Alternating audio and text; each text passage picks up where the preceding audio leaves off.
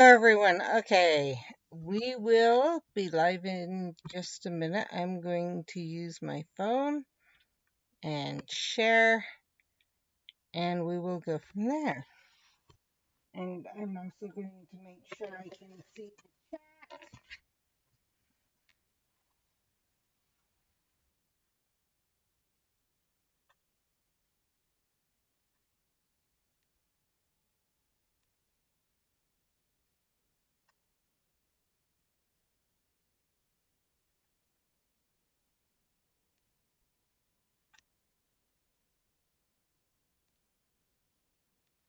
Okay, chat has been pulled up.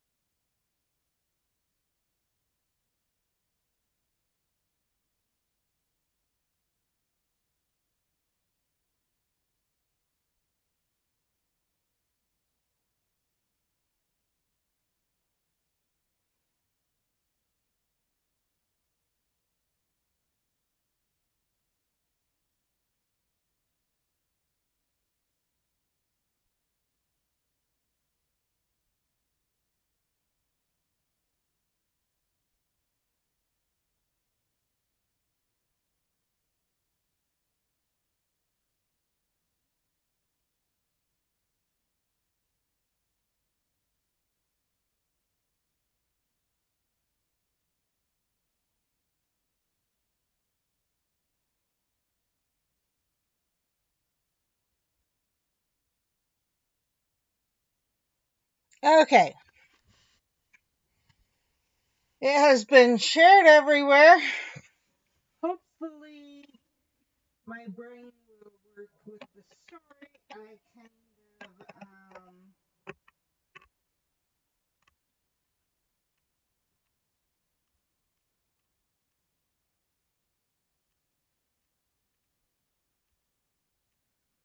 yeah,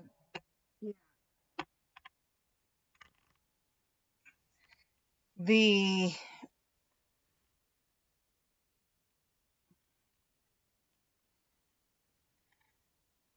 I just woke up a little bit ago and the dream I was having was quite vivid. And sometimes that can cause a problem with trying to write a story.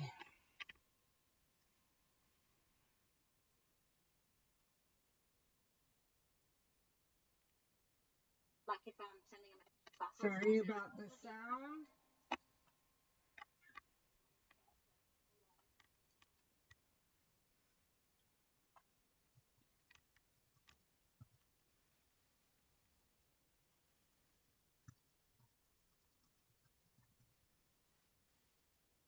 Okay.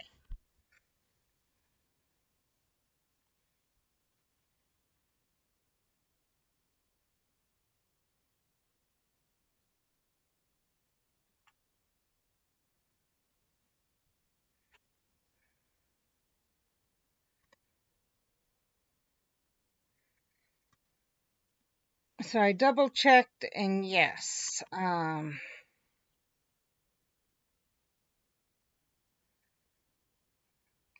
I had to make sure that the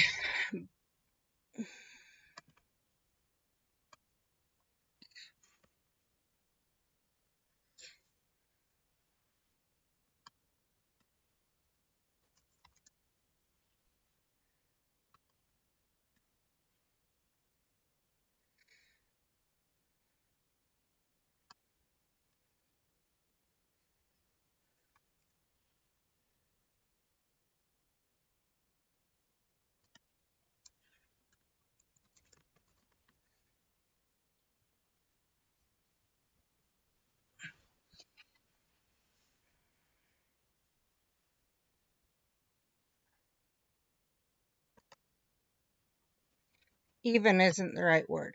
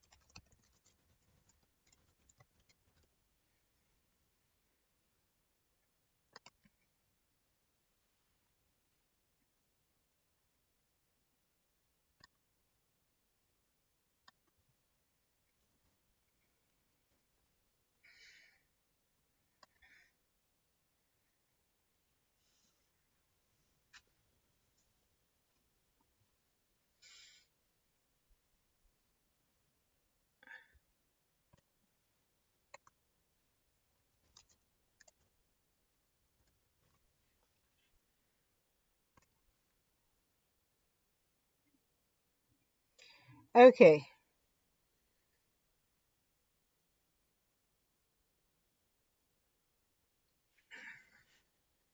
got that part figured out.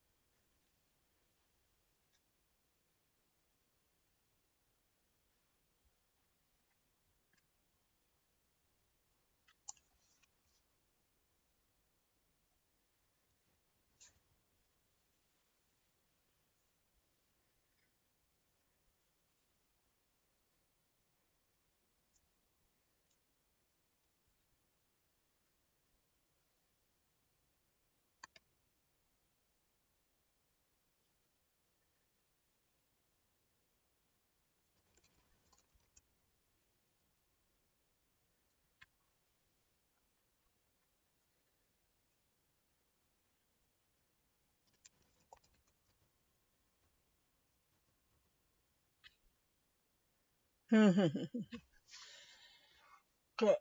we've got the first trailers, vehicles and trailers out.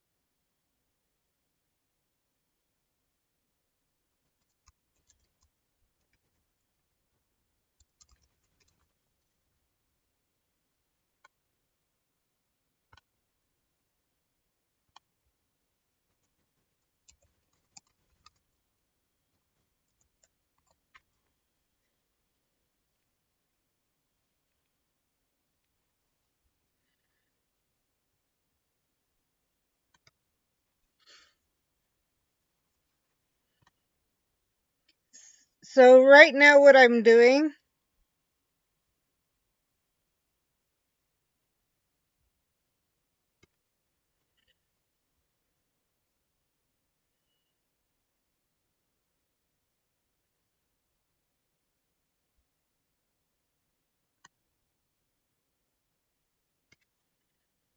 is the story was broken up. And some of the things that should have been said together had come into later parts, so I'm doing a quick revision as I realize it.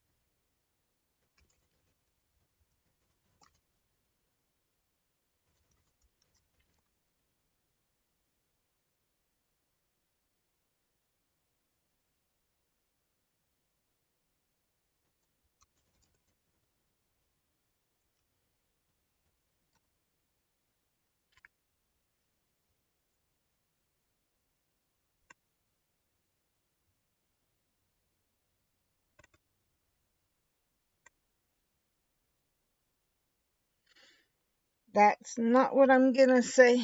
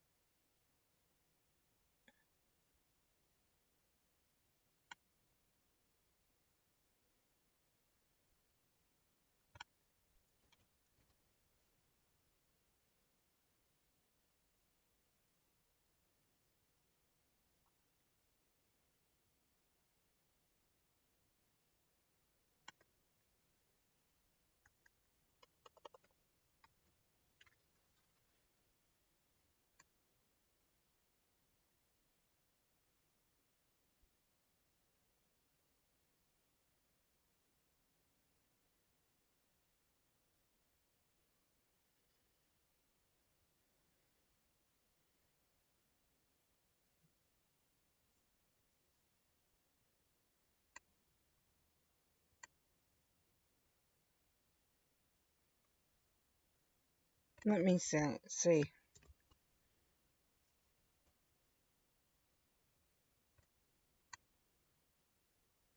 Don't need that, luckily, because I basically said they had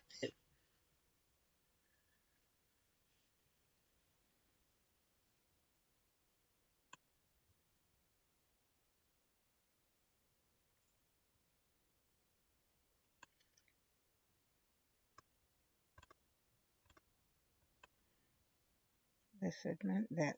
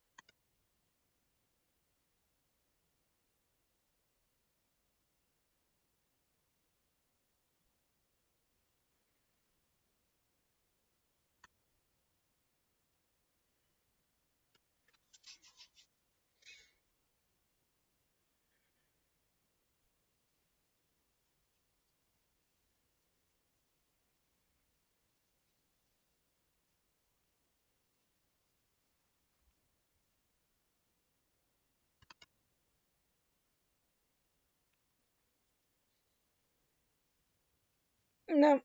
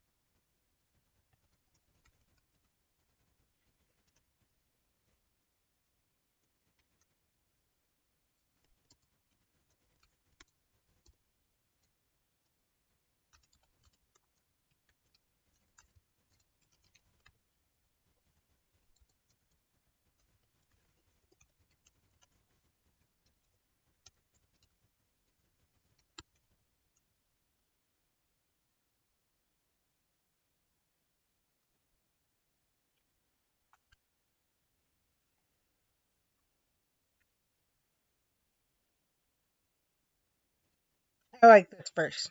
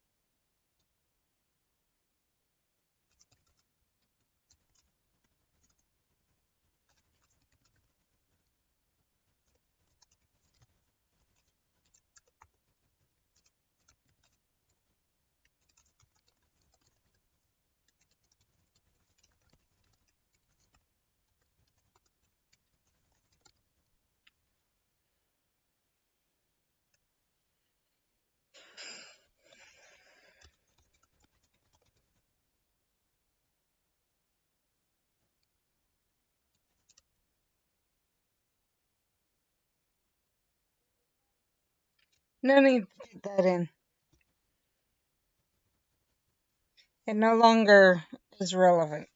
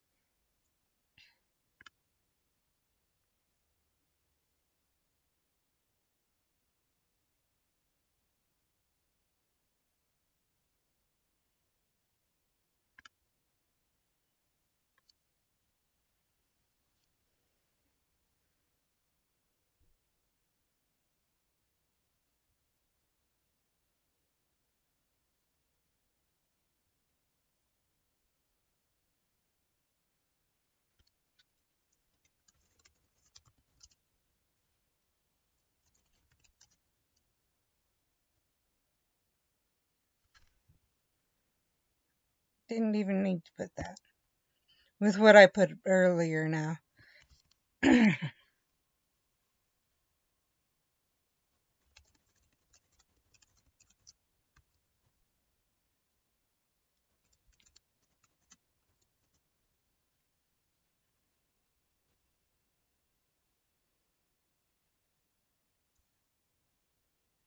I was hitting delete, not over.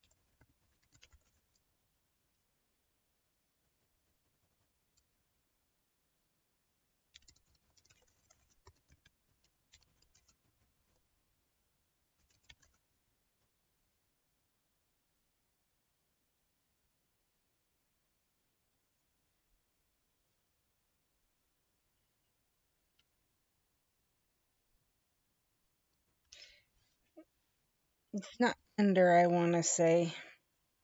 The passenger seat. Where's my. I want backspace.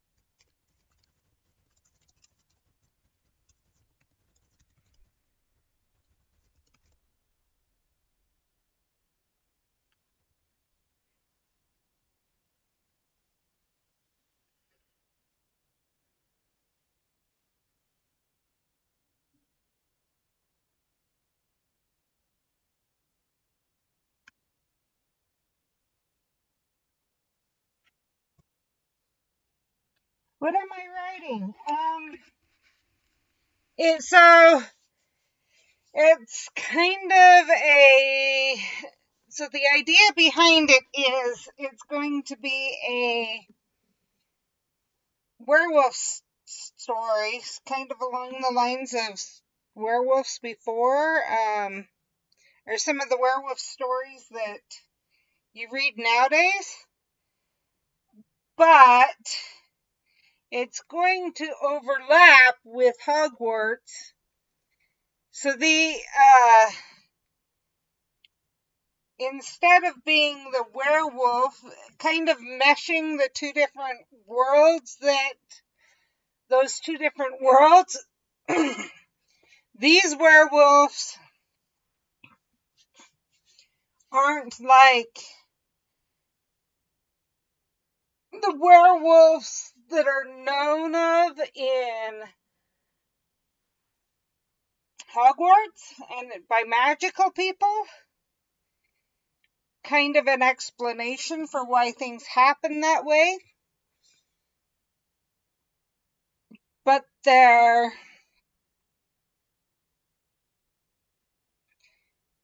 so werewolves. This group, but they're also hiding from, or not so much hiding from other werewolf packs, but they keep to themselves because there's not very many in Britain known about, or in that those areas known about. And so one of these comes out to be a witch and goes to Hogwarts. And it's going to be telling her story of of attending Hogwarts as a werewolf, but not known to be a werewolf. And these werewolves don't shift just because it's a new moon. And they can't actually infect other people unless, well, they can, but they usually don't. And and kind of explaining why those werewolves that the magical community know about are crazy. And kind of how the werewolves can still continue to be in the wizarding community when they're shunned and avoided and everything else, because if things were, we see in Harry Potter that Teddy isn't a werewolf. So the only way, according to JKR, for the werewolf gene to be spread is to be bit.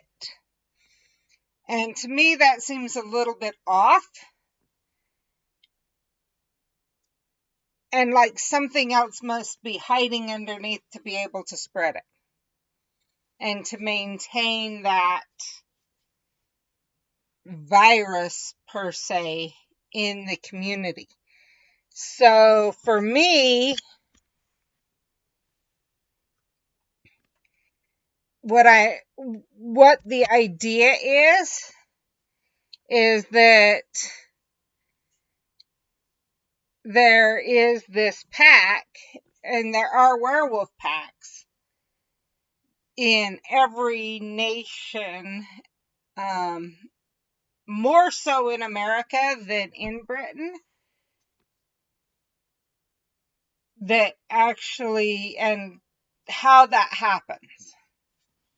And usually they aren't a threat to humans, but how that could end up being a threat and everything else. Exactly. So in this case, I don't know if we'll see if I end up coming up with a story of how the first one came about. But in this one, to be able to have a werewolf baby, you have to, one, want your child to be both parents have to want the child to be a werewolf. And that's why Teddy wasn't a werewolf, because neither parent wanted him to be a werewolf. In fact, they were scared he would be. And so just something there's a desire thing, and the way of mating and everything else, or mating, yeah, is probably the best way to put it, and everything else can lead to either a werewolf child or a non-werewolf child. So you both have to want, and you have to live in or near a pack under the care of an alpha, so that they can, or else the gene doesn't activate in the children. And if it doesn't activate soon enough, it dies out in the child. So Teddy, with different circumstances, could have ended up a werewolf, but because of the circumstances, he didn't, because he wasn't born to a father and mother who were in a werewolf pack that both wanted him to be a werewolf. So and I'm not sure how I'm going to have that gene activated, what the parents are going to do to activate the gene in their children, but somewhere that's going to come into play. So, but if someone is a werewolf, and basically my idea of how it continues is that,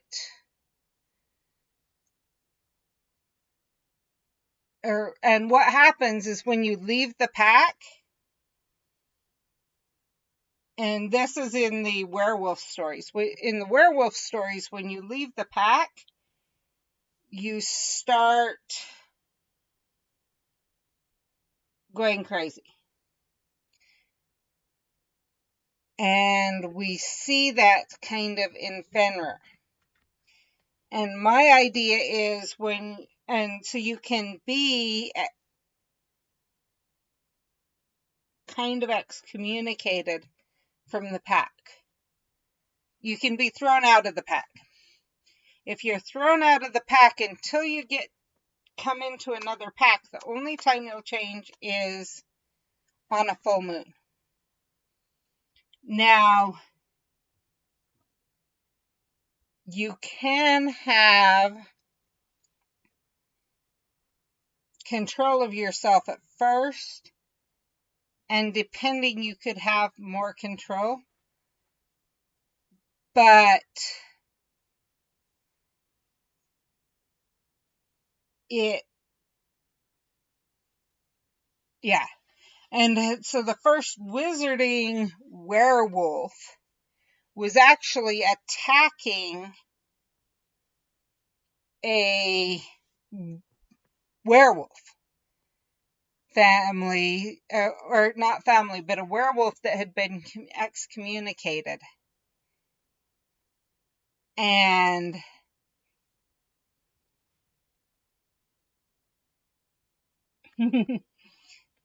so had been excommunicated and made in protecting himself, or he'd been attacked by a wizard, and in protecting himself, it happened to be attacked on a full moon, and he bit the wizard, protecting himself. And that's how it got passed down in the wizarding community, and you have these werewolves in the wizarding community. But why they're a little bit more crazy on the negative side of the law and whatever is this is a group of people that break the law. Anyway, that's part of it, is I want to intermix the two, and I do have a pretty good memory of different parts of the stories and stuff, especially when I read. I read the books how many times? Usually once, maybe one. Usually after I read a book once, I can remember so much of it for the first year that it's not reasonable to read it again. Harry Potter, I can read sometimes portions more often than that, but it's only portions, and it's because JKR has hidden so much in her writing. So many hints for the future in her writing and for the past and different things like that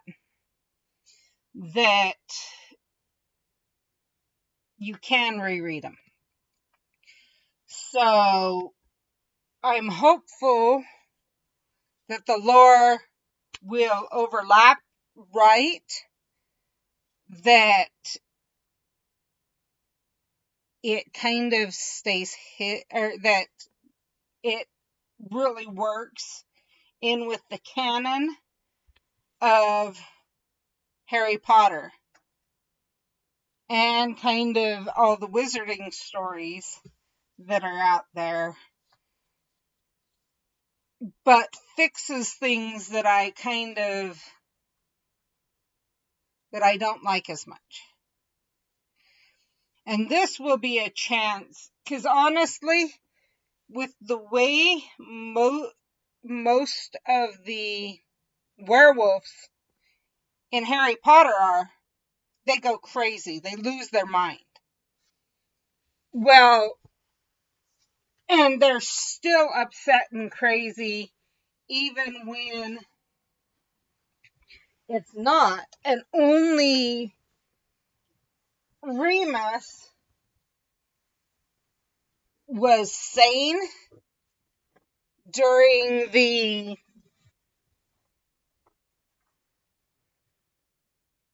rest of the year. But even as the story went on, he seemed to change a bit and become a little bit more crazy. Still very much, and I believe he could have been, but he showed signs of being able to be rehabilitated still. And so I want to kind of go into why that would be, because he was bit as a child. Why is it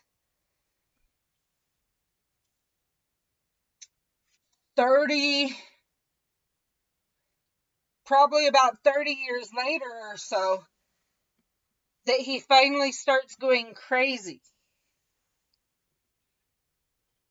And so, kind of an explanation for that, because we see Fenrir doesn't appear to be that much older than Remus. I mean, okay, he's about 20 years older, 10 or 20 years older, but maybe he's older than that. But still, it doesn't explain why so many of the werewolves seem to be crazy almost as soon as they're bit.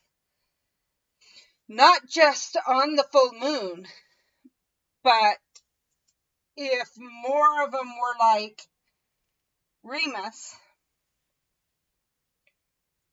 they would have more friends and family that would stand up for them and things like that. And so, also, why was the potion created? Rather than them just being exterminated. Because we do get the hint that wizards and witches, if they get the chance, will exterminate the werewolves. And so they go into hiding, but even then, it doesn't make sense. It doesn't add up. You know, there's too many holes there in that story.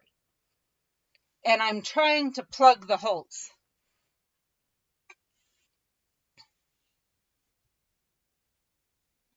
And so I'm showing, one, what may be going on with the werewolves, Fenrir and them,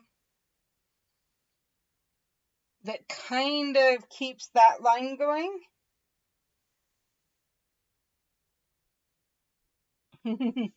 Well, I'll be writing it live. Tomorrow, or not tomorrow. I don't stream Sundays, and Monday the next Brilliant event starts. I'm going to try and finish.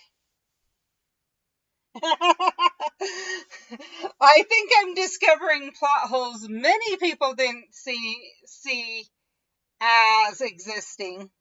And honestly, I don't see them as plot holes. I see them as a story opportunity.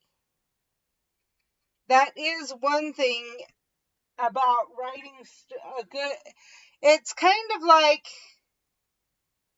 if you know, and I can't remember what you do, Jade, but if you have a picture, so from yesterday, if you know how to cross stitch and create a cross stitch pattern, and you see an amazing picture that you think would look good as a cross stitch, and no one's done justice to that cross stitch, then you're going to create that pattern and sell it and whatever. Or that's an opportunity for you. And it's exactly that.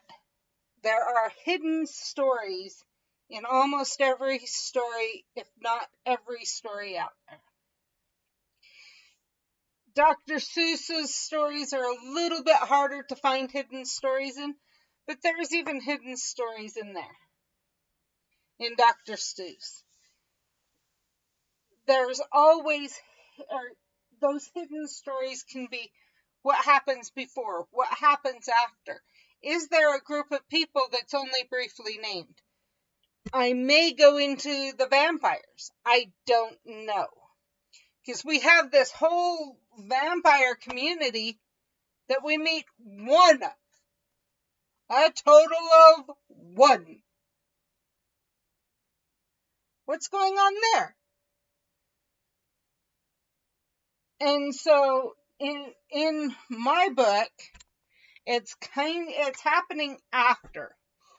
In fact, it's currently is where I'm thinking right now. It's a current story. So it would go along the age of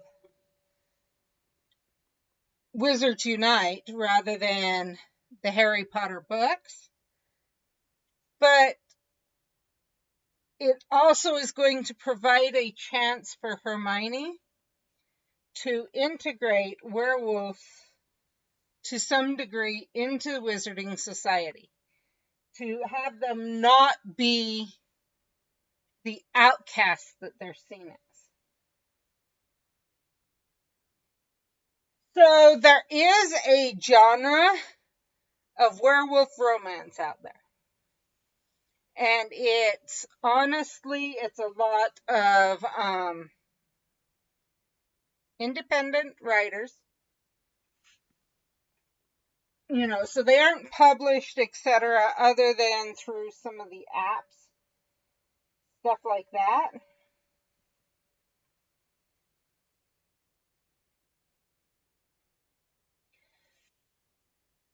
Um, but it's there. You just kind of have to look for them. And yes, Hermione would, if given a chance. Here's part of the thing. I think Hermione, even as Minister of Magic, would have, she would have accepted that if they were all like Fenrir, Hermione would probably be all for wiping them out. But she would be trying to find the ones like Remus and help rehabilitate them. Well, that would completely wipe out the werewolf gene. So how are werewolves? And she would have started this, trying to do this even before becoming Minister of Magic. From when she first entered the ministry. So over 11 years later, do we still have werewolves? I'm not going to say that. But it is possible that there's some areas that she never fleshed out herself.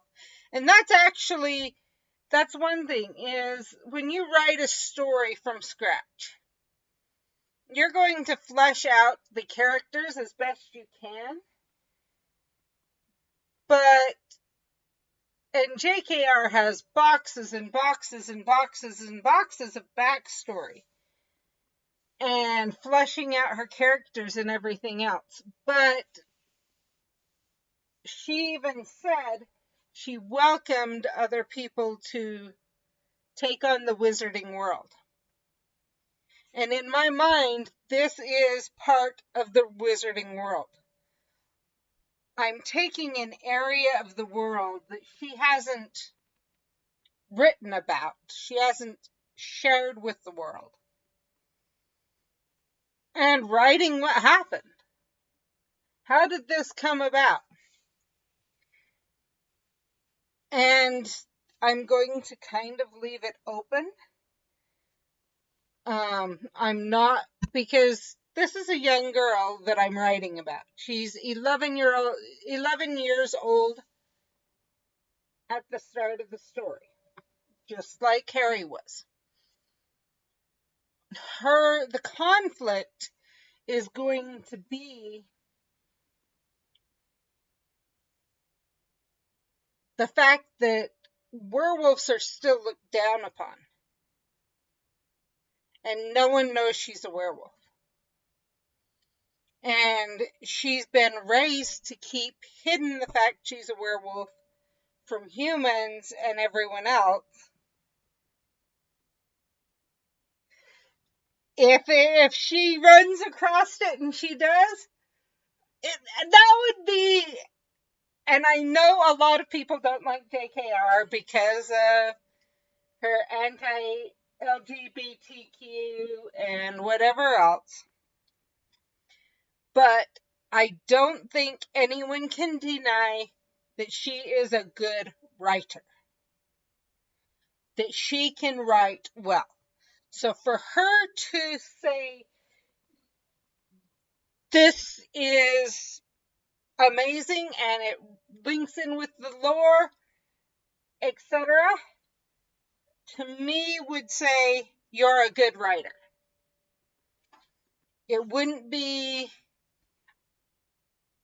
and would be I would see it as a compliment, not because, oh, okay, it fits in with her worldviews and everything else, but because just the writer portion, that she's a good writer. If if a good writer likes your writing for your writing, not for your worldviews, not her worldviews conform with your worldviews, etc. She likes your writing. I say take it as a compliment.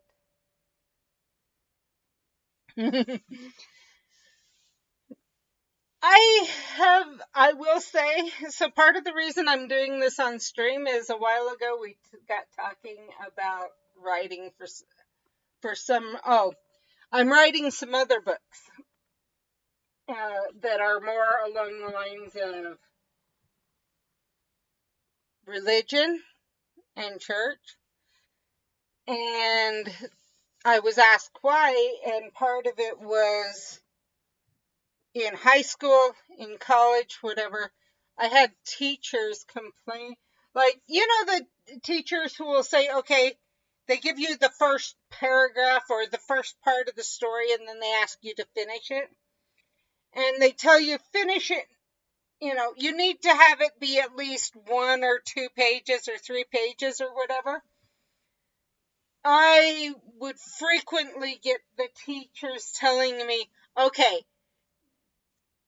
we now have a limit on the number of pages this story can go. You have to finish it in this short because I get too caught up in your stories. That was in high school. In college, we had to write quick short stories in like would have 10 minutes at the beginning of class. The teacher would give us a subject and would have to write on that.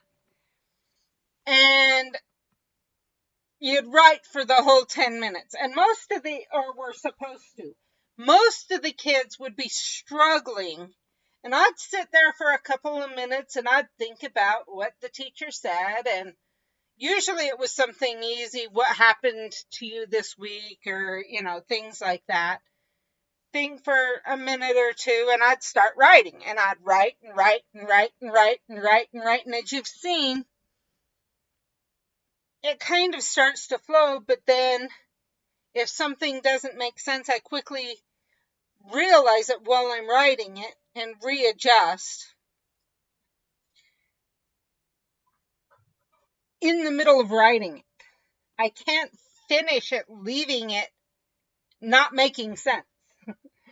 And so, I always had trouble with rough drafts and would get in trouble because my rough draft would be so close to my final draft that it was as though I had done many revisions in between, but you just watched my revisions. I haven't even got very far into the story, and yet I'm already revising. I've revised those paragraphs like 3 times.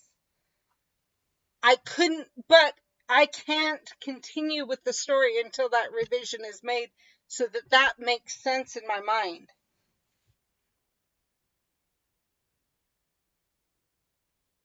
Oh my word. Automod, that's allowed. And so that, and the English teacher I had that had the journals, or whatever you want to call them, she actually asked me what I was going into, and I told her, and she said, you really should be going into English. And she was from India. And so I've been told many times by people who kind of know what they're talking about. And so my stream said, why don't you write Harry Potter type stories? And so that's where this came about, this idea of writing on stream. I said, well, I could write on stream and let you see what I mean. And so that's kind of where it took a little while. One, I had to get a computer that could do it well. I've had trouble with my old laptop would have trouble doing stuff like that with Streamlabs. It didn't play nice with Streamlabs. Two, I had to come up with the backstory. What was I going to write about? It's frequently said that creativity thrives in a box. And that sounds really strange. A lot of people for creativity, they think when you're told to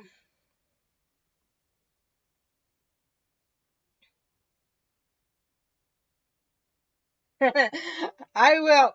But yeah, going back to the box thing, many people will complain when they're like those stories. They're told to finish the story and they're like, you put me in a box. That's not creativity. But it actually frees your mind to be creative. And honestly, even as I thought about it, writing something about so that's one reason my channel focuses on Harry Potter, is it allows creativity in a box. What games am I going to play? What am I going to do, etc. That's focused on Harry Potter. Honestly, if I can get my muscles in my hands built back up, we might do a Harry Potter crochet stream, or 2 or 3. I don't know. But we can definitely do the writing streams.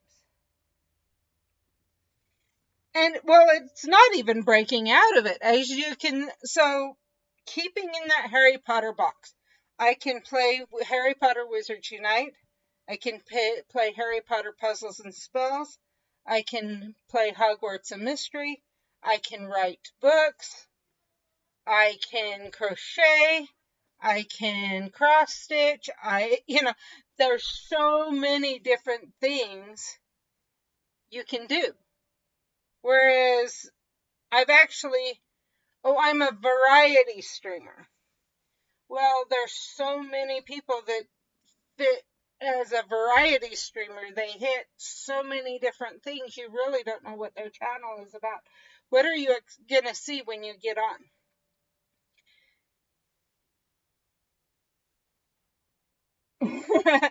I like to think that, but then there's people who, yeah, it's a lot bigger box. But I'd like to think that sometimes the smaller boxes can even open up your creativity even more. Okay. As long as they aren't too small. The box can actually open up your creativity and allow it to run wild, is my feeling. That's one reason for writer's block often for people is, what do I write about? I could write about anything in the world. What do I write about? How do I create a story? When I limited myself to Harry Potter, okay, now we've got a whole world already created that has all these stories already in that I don't want to go against. I've really made this box pretty small. What do I write about? And I got thinking about Remus and some of the other stories I was reading otherwise, and all of a sudden, hey, I've got this box that's actually pretty big. And so I can write a story here. And if people, if I had told people that there's a story in the story, many people wouldn't have been able to see it. It took stop, and I honestly didn't see it until I stopped to think about it, knowing, okay, they want me to write a story. Am I writing one about when the kids are grown up? What am I writing? And that's kind of where this came about. And so it helps to have that box. It opens up your creativity. Yes, if the box is too small, it can stifle your creativity. But also, if the box is too big, it will stifle creativity. And so that's one thing I think a lot of people don't realize. Um, is best some of the best artists, writers, creators, whatever, end up putting themselves in thank you. End up putting themselves in a box to open up that creativity. And that's yeah. And I learned that about the box in high school. I actually had I so I got lucky. I had an art teacher in high school. I can't remember if it was actually drawing or if it was thank you, a if it was drawing or if it was my ceramics teacher or who it was. But one of my teachers at that time talked about how someone complained about the instruction. It may have been art, it may have been ceramics, and it may have been English. But they complained about being put in a box. And they hated being pigeonholed into that box. And they wanted to go completely away from it. And the teacher explained at that point the same thing I just did, how the box can actually open up the world of creativity, how the box provides that enough structure to allow creativity to thrive. And I think the teacher actually did give that person the option of, okay, go write a story. And it can't be something you've already thought about, and it can't be, and all of this, and the kid realized that they needed some structure to be able to be creative.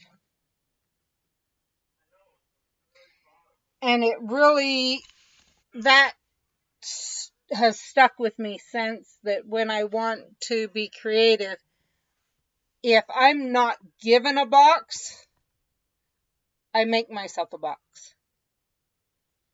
Because once I have the box, then I can let my mind go wild. And yeah, this is what comes of it when my mind goes wild. And so I've seen it. I've seen it with siblings. I've seen it with kids, etc. Honestly, that's a lot of what science is. Science gives you a box and lets you be creative. You do things this way. Now, what's your question? And honestly, that's a lot of what creativity is do things this way. What's your question? And in answering the question, the creativity flows. And so for me, honestly, I don't have a lot of idea where exactly. But even to create first and then sell, to just create, something puts them in a box. It may be their own abilities. There's a reason, if you look at different artists, they have different things they cater to. Some are landscapes, some are people, some are animals. They focus more on cross stitch, some are knitting, some are crocheting, if you really think of all the good art, some are ceramics. If you think of all the good artists out there, through the generations even, they're known because they put themselves within a box. People know that certain art, when they look at a painting, if it looks like this, then it's possible to be this artist. But if it doesn't look like this, it's probably not that artist, because that artist didn't do that type of stuff. Picasso, when you think of his, if I name names, Mozart, you would never expect to see a painting by Mozart. You know he's going to be writing a symphony. And honestly, all music is painting with sounds instead of paints. And that's another thing that and it's science. All of that is science. It goes back to science. How does does each musical sound fit together? Is science. How do the different paint colors interact and work together? Is science. So honestly, all creativity, and this is something that a lot of people don't realize, goes back to science, and science has a huge basis in math. So math is the box for science that allows science to thrive. Science then allows so many other creative and allows creates a box for so many other creative things that then create a box they create a box that they stick it with. And it's something that not many people think about, but I think artists so often say they're bad at math. And I think it's a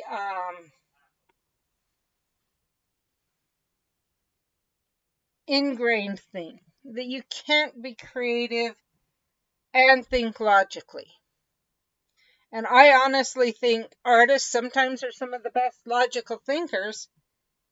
Just we don't look at it that way as a community and as a world. But if we were to look at their logic, I think we would see that many times they're better logical thinkers than your mathematicians. Exactly, and that's what I'm saying. And most people don't think of it that, they don't think of it that way.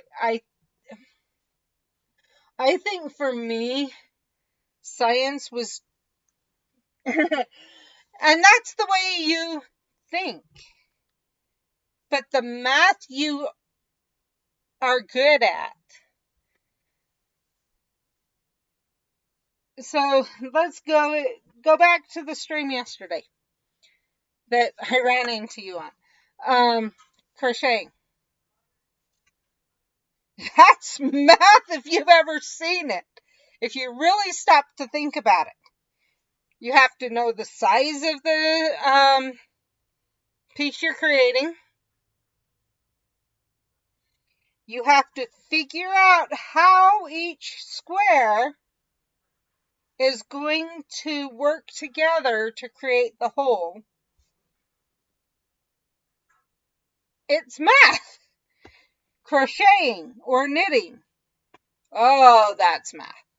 You have so many lines and you do so many stitches of this type, and what type of stitch works best to get the size you need and getting the right sizes. And exactly. You're good at math, just not the way that the world teaches people they have to be good at math. You are maybe even better because you know how to integrate it into other things.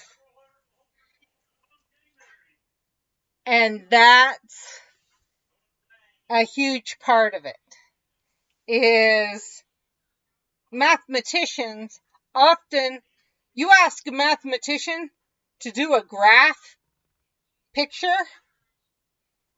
they'll get lost. They only know how to do math on a paper, and that's it. The math stays on the paper. And they can't move it anywhere else. Is that really good at something? That they can't figure out how to integrate it? How it relates to everyday life? No, that's not. Being good at something means the better you are at something, the more it's a part of who you are. It doesn't mean being able to go farther in one area, exclusive area along those lines.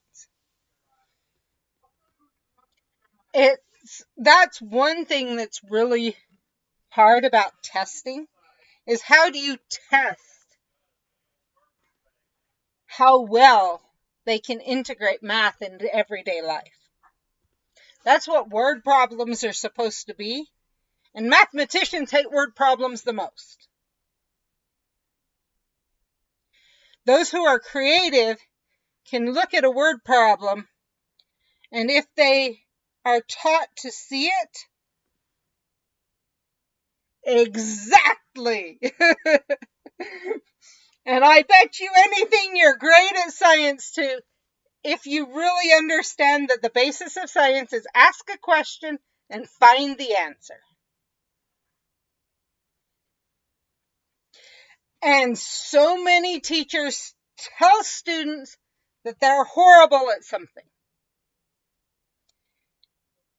whether they tell them it verbally or by their grades. And then the child starts to believe it. And once you believe something, it becomes hard to try to do it. And so then the child doesn't try. And so they don't get far because they aren't even trying. And the less you try, the worse you're going to get. And so then you have these students struggling with math or science or whatever because they were told they're bad at it. It is. Honestly, I had a daughter who, 5th grade, her teacher said she was one of the best students she'd ever had at math and science and whatever. 6th grade, she started hating math because she had a teacher who didn't know how to teach. And ever since then, she struggled more at math. Even as we pulled her out of the class, reminded her of what her previous teachers had all said. Everything else, she and she even went into an honors math, but she struggled after that. And but because I knew what was going on, we were able to keep that to some degree. She doesn't love it, but she's not horrible at it. So many parents accept what they're told by their kids' teachers as true about their child with learning. And they don't know how to help that child learn. And I think I can see we need to have grades somehow. Somehow we need to encourage the child to keep trying. And I think that's a big part of it, is so many people don't see that it's all interconnected. And I think if teachers were to see it's interconnected and be able to tell the students that and help the students learn, that they don't have time and they aren't taught that to teach to others. And that's what's sad. Because honestly, everyone thrives by being creative in some way or other. But many people's creativity is stifled to be able to be amazing at math or science, and told that creativity has nothing to do with those things, when it's the exact opposite. Creativity has everything to do with those things. If you can't think creatively, you can't see anything new.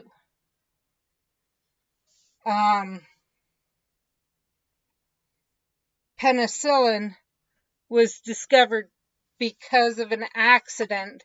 So the person left. Exactly. But even being overlooked could open creativity, could open that space for creativity if they weren't also made to think that it's this way and this way only, and this is what, etc., etc., etc. Rather told, okay, here's what I'm teaching you, the box edges, because this has been found out, but there's all this inside that you can do. Back to the idea of the penicillin. He was growing mold on a plate. Or no, bacteria on a plate, and some mold got on it. And he went to throw it away, but his curiosity, creativity got the best of him. He looked at the plate and noticed there were edges where the bacteria wasn't there anymore around the mold. And that got him even more curious. Why did this happen? And so he started trying to find out why it happened. That's all creativity is asking a question and putting an answer to it. Asking, oh, I want to create this. I want this picture. Or I want this thing made from crochet or knitting or whatever. How can I make that happen? And making it happen. Writing a story is just about putting a question into words. I had a question. Is there a way to write about Harry Potter in an area that hadn't been written? And I was reading werewolf stories, and well, all we know about really is Remus and Fenrir, and that there are others. And so how can I fit these things? Could I fit these things together? Oh, look, that we have enough opening that I could. And all of a sudden it ripped open this area that, wait, there's nothing here. And now I can put something there. I can fill it in. I can answer the question of the werewolves in the wizarding world. And so, and honestly, math would not progress without people asking questions.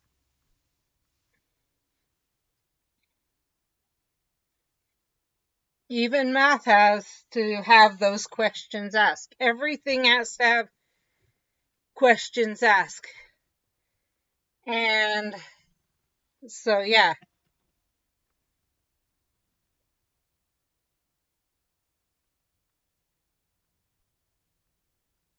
Exactly.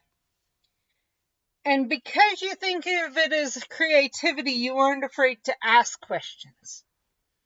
That's one thing I've seen is most kids who are labeled as being mathematicians are to some degree more afraid to ask questions because they're just supposed to know the answers. They're supposed to know how to get the answers. But they don't realize that's just so how does a scientist get the answers? How does someone who's creative get the answers? It's all about learning and being creative. And really, that's what needs to be taught from the time a child is born,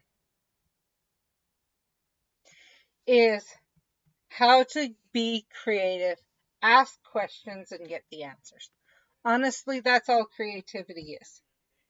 And whatever way, and that is the basis of math, of science, of everything, is how to ask questions and get the answers. And sometimes getting the answers means finding out no one's done this before. Exactly. And most math teachers tell you you're supposed to memorize. And that's it. Rather than telling you that, okay, memorizing would be helpful, but there are certain things with math you have to memorize. But many other things can be looked up. Can either be looked up or another way found to find it or whatever else. And if more math teachers were to teach that and encourage asking questions. Obviously, there are stupid questions because you already know the answer. And that's a stupid question. If you already know the answer, unless it's to help you open up to get a new unless you're opening up your brain for a new answer, then it's a stupid question.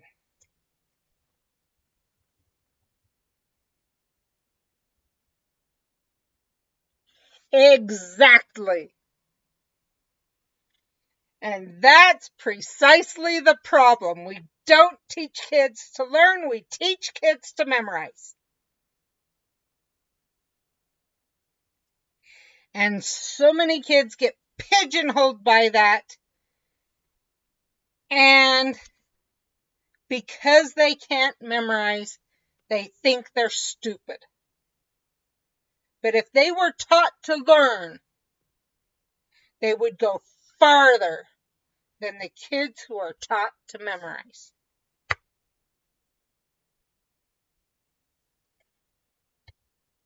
And so instead, they focus on creativity exclusively because you don't have to memorize for that. And so they think they're stupid and all they can be is an artist, not realizing that really being an artist may mean that they're some of the smartest people out there.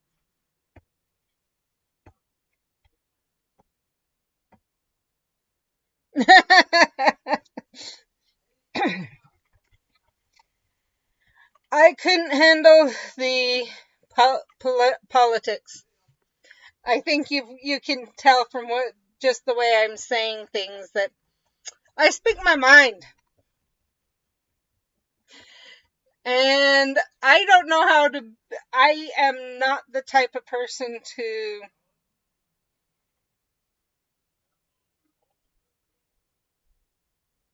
beat around the bush.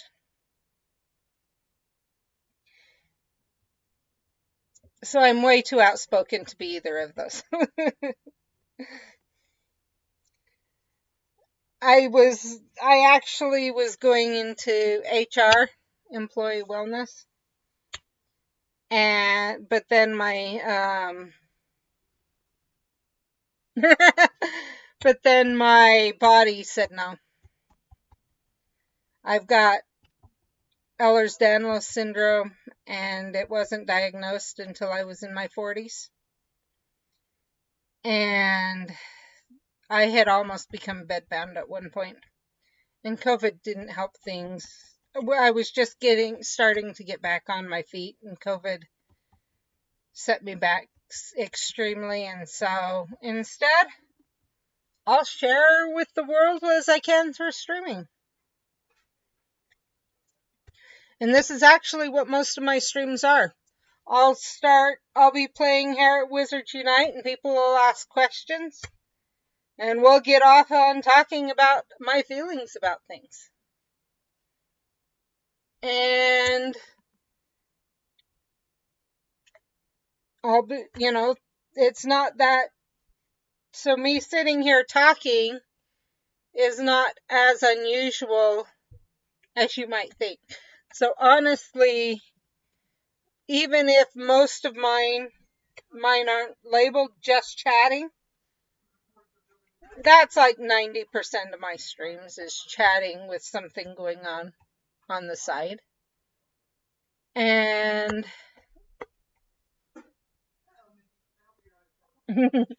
and that's exactly what I do. I love Harry Potter. Honestly, if you were to talk to my family, you see those things that come across that say, you see those things that come across and say, if you were kidnapped, why would the kidnapper release you? What were you talking about too much or whatever? And my family says Harry Potter. There's no doubt in their mind. They know exactly that you get me going on Harry Potter and yeah, I can. So honestly, when the books were first coming out, book 5, 6, and 7 at least, when JKR first had her website and everything else, there was this chat group called Pottermore.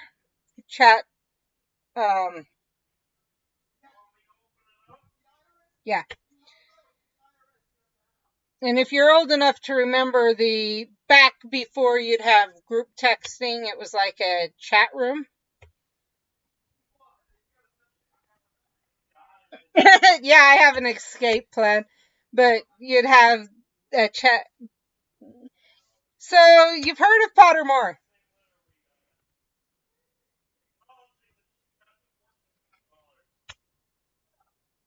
Guess what?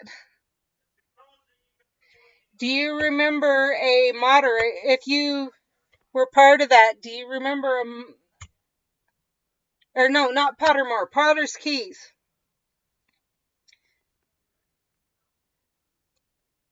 So even before Pottermore became that big, it was Potter's Keys.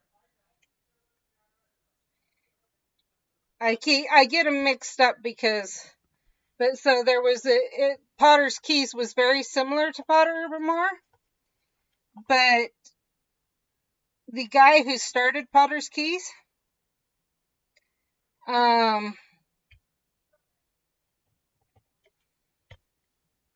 okay, so you know their rooms, kind of like Reddit, but how they used to have rooms like that. That's what Potter's Keys was. And we used to try to find out what was going to happen in the books. And the guy who ran Potter's Keys, the main guy, he actually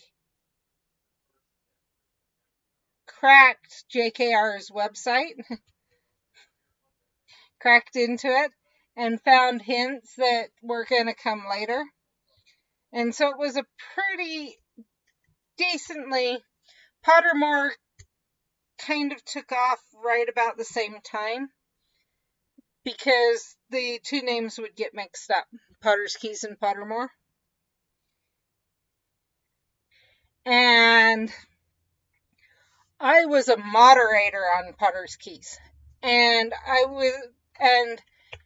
was actually considered the end. If I said something as in, nope, we don't go down that path, here's what JKR has said, that was the end of it. If I said, we are not discussing this anymore, it's running down a rabbit hole, it was the end. Because, and that's kind of what it was.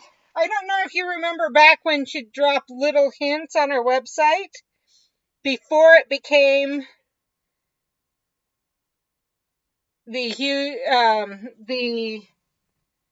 before the Sorting Hat and all of that, she'd drop hints of what was coming in the book. That's when we were running. But I was considered the end.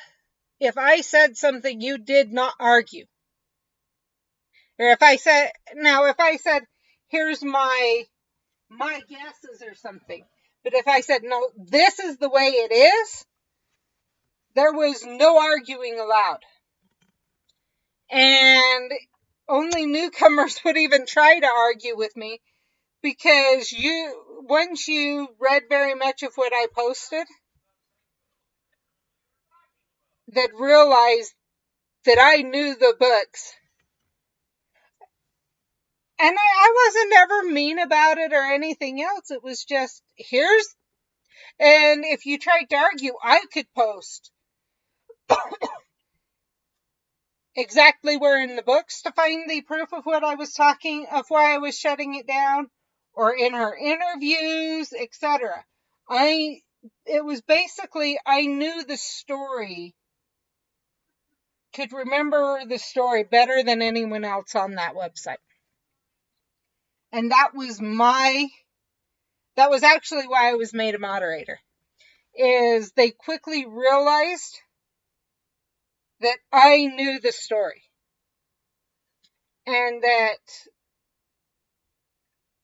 I could keep us looking down paths that could actually be answers to the questions. The only one that threw me was that you could, and I allowed speculation on Harry was a Horcrux, as long as you could feel exactly, as long as you could answer, as the way you answered filled in two things. One, you had to be able to keep Harry alive while killing off the Horcrux. And no one could figure out how to do that, so that was never gone into. And the reason Harry had to be kept alive, as JKR said, the last chapter of the last book ended up with, it was something about Harry's scar no longer hurt. And so we knew Harry stayed alive. But we knew that the Horcruxes had to be killed for Voldemort to be killed. And so we couldn't really go, and no one imagined the way she actually did it. But, and it wasn't even the referee for the Potter arguments. Many times there weren't arguments, but someone would start going down a path, and we didn't want to be fleshing out a path we knew wasn't true, because we were really looking for the answers. And so it was more exactly. So actually, in one of the interviews before book 6 was released, she told us that book 6 almost ended up book 2, but it gave too much of the story away. The books originally, when she wrote it, book 6 and book 2 were intertwined together. The story was kind of intertwined together. And so we were literally trying to figure out how that was intertwined together.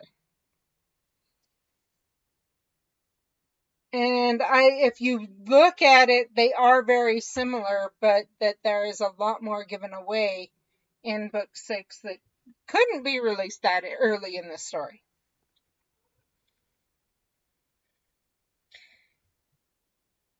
And she gave hints literally from book 1 on.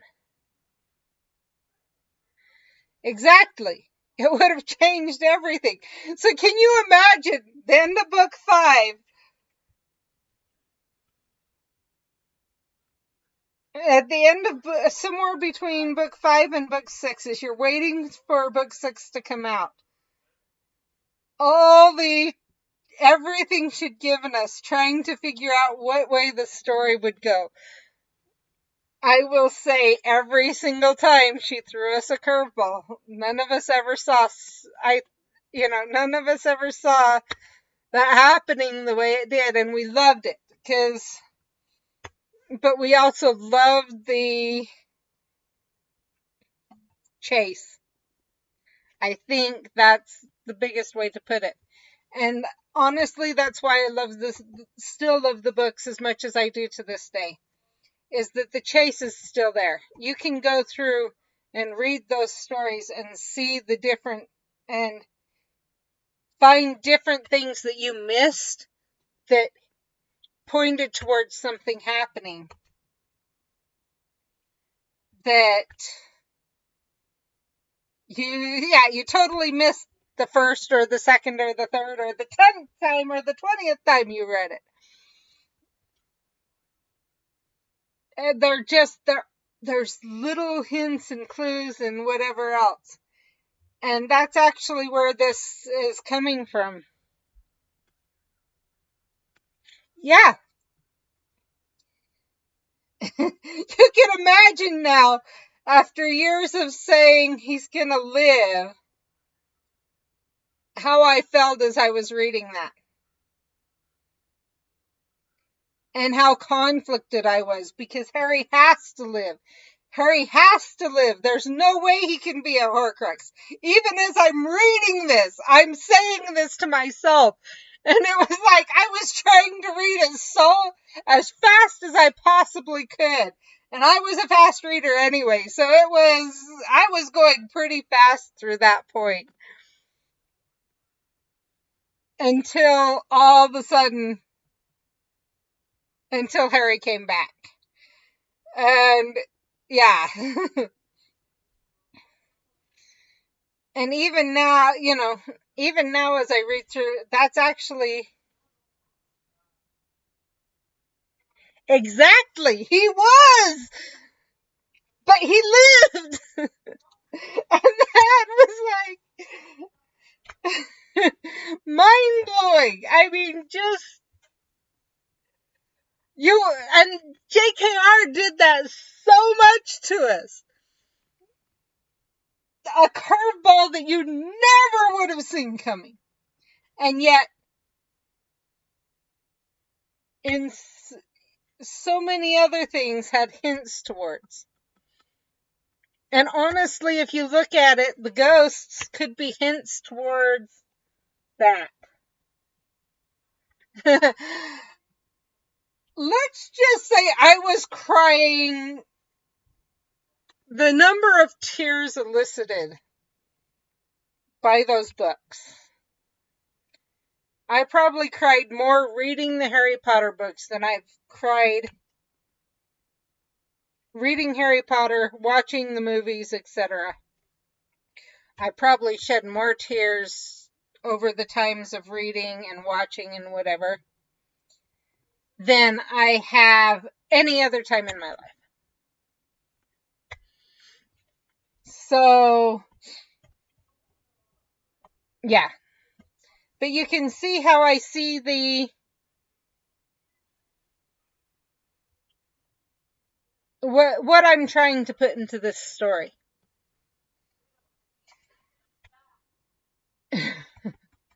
And we'll see what happens. I'd love if it can elicit half the emotions Harry Potter does. That the real Harry Potter story does. The tense on the edge of your seat. What's going to happen? Type feelings. And that's why I say J.K.R. is a great writer. No matter what her worldview is, she's a great writer. Because no one who's not a great writer could elicit those feelings in so many people in so many generations. My mom likes it. My grandma liked it. My kids like it. I would not be surprised if my grandkids like it. It's a story for all generations. And no one that's not a great writer could write a story that's for all generations. No matter what their worldview is.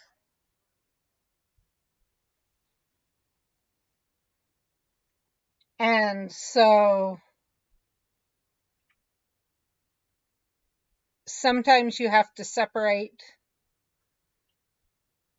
the person from the product.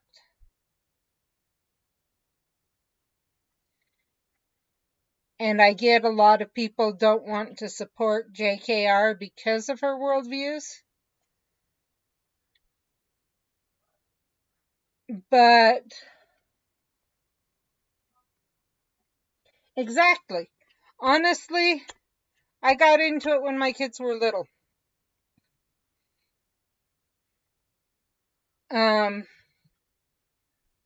My youngest was in 2nd grade when book 7 came out. Or not my youngest, my oldest.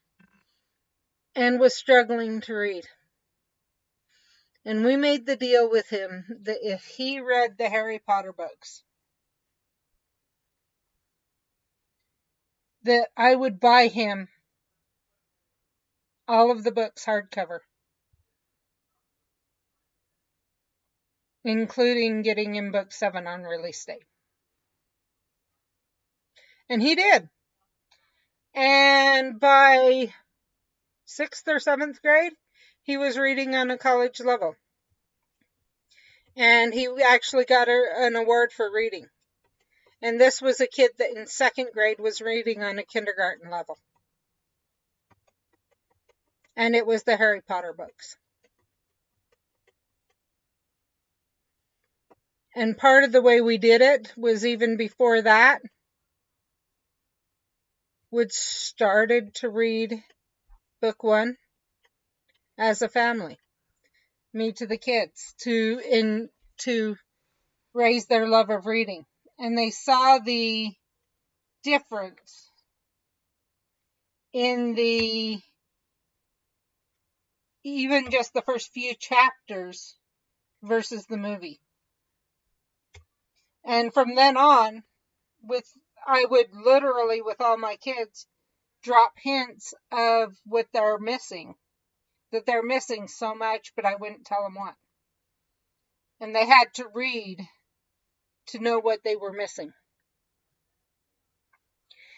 And my first read to find out what he was missing.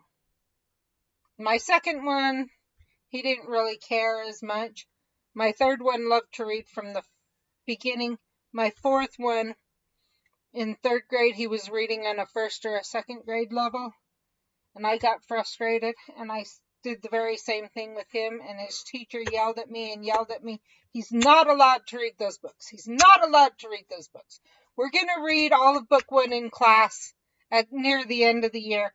I don't want anyone picking up Harry Potter at all. And I finally in January sat her down, and she's like, he'll get too frustrated. I'm like, no, he won't. I've done this before. And if you really want him reading, you darn well better let him read. And let him read what I know will get him to read. And she finally said, fine, I'll prove it to you. And I smiled to myself and looked at my son and kind of winked at him. And we went home, and he started to read. And he'd read through book 5 by the end of the year. And he finished through book 7 by the beginning of the year. And he was on a 5th or a 6th grade reading level by the time school started for 4th grade. And his teacher looked at me and she said, I've never had a student who could read so far ahead of his reading level and not get frustrated.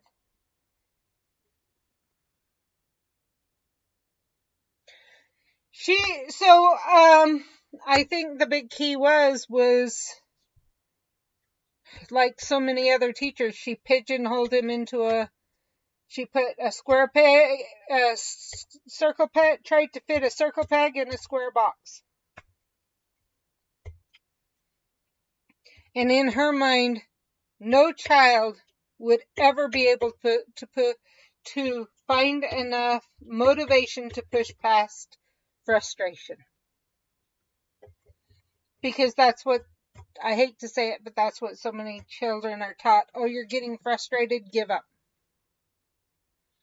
And she didn't realize that in my family, giving up was never given as an option to the kids. They were always, from the time they were little, encouraged to find a way around it. They were taught to learn. And part of learning sometimes comes frustration. And you don't always find your answer the first time or the second time or the 10th or the 100th. But if you keep pushing through, you'll find it. And so he knew this by 3rd grade. And he knew how to learn. And he knew how to find his answers. And in reading, it was sticking with it. Finding something that would give him the desire to stick with it. A question that he really wanted the answer to. And in this case, it was, what the heck happens in the books? Because the movies are already amazing and Mom keeps dropping hints. And so he stuck with it until he found the answers. And as he found the answers, finding the answers became easier. And I knew that's the way it would happen. And after that, the teacher said she was wrong, and she apologized. Exactly. And it's something, you ask my kids, they'd go into science class, and the teacher would start teaching some of the very beginning science, and they'd be going, doesn't everyone know this? And they'd realize that 95 to 99% of their class had never heard it, didn't have any clue of how to go about it. And yet to my kids, it was second nature. Because from the time they were little, I encouraged them to find answers. to ask questions and find answers. Unlike most or a lot of parents who, when their kid asks a question, they answer it. My answer was, well, at first, when they were really young, it was, here's how we find the answer. Later on, it was, how do you think we can find the answer?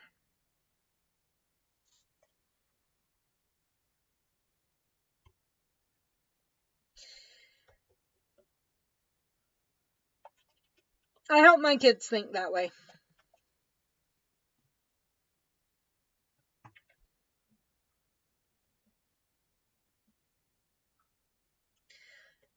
In my mind, all I did was support him. Of course, by that point, well, number one, from the time my kids were first born, they had a stubbornness that I will say I haven't seen in a lot of other kids. Their mom's stubborn too. So, so they kind of had to, but I just encouraged it into avenues that I hoped would help them. And it's a good thing I did. Every one of them has Ehlers-Danlos syndrome. It was found at a lot younger age than mine was. And I believe that their ability to stick with it will give them a better chance than me. But even for kids who I really believe that if we were to change the way we teach and start parents teaching kids when they're young to ask questions and find answers, to encourage asking questions, but then help them find how to find their own answers, that we would progress a lot faster in what we learn.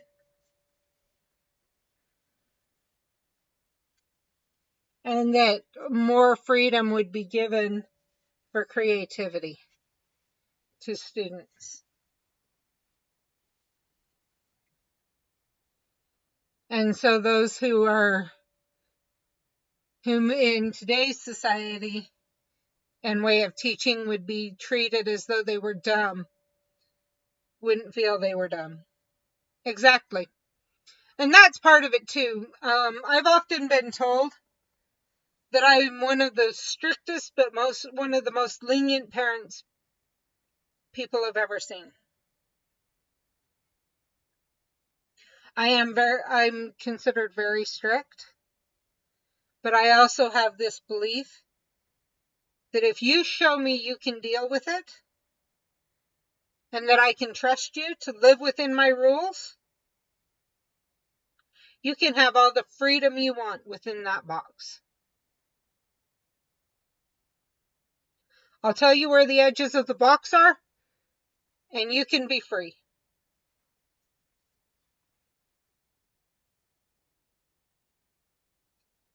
And back to that creativity. As long as you stay within that box, you can be as free as you want to be.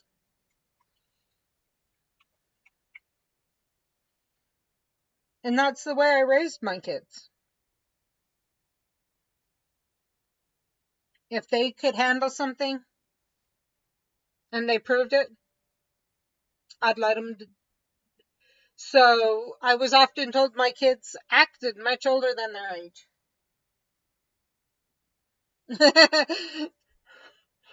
Honestly, I think if you knew my kids personally, you'd know that a weak-minded person would have been run over and those kids would have been. And I think even my kids will vouch for that.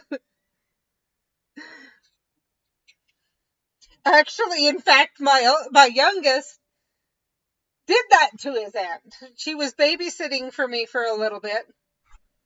And the first time I told her, you have to lay down the law right at first, and after that, you'll be good.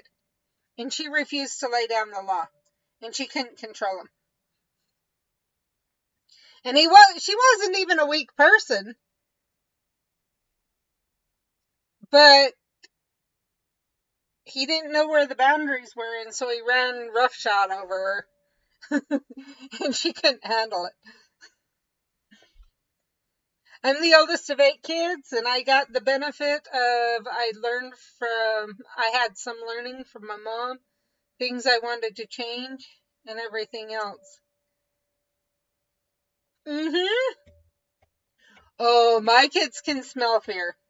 And if you were to go into my YouTube channel and watch some of the early videos, because my daughter doesn't live at home anymore, but you could really get the dynamic of, amazing kids, but they love to give their stepfather heck.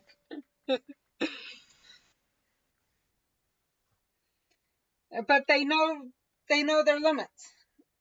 Um, we have in our family a sarcasm.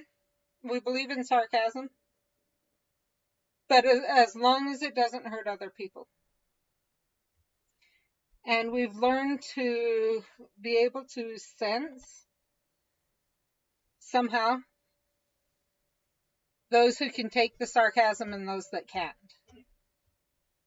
And my husband's laughing as I say that because he knows it's.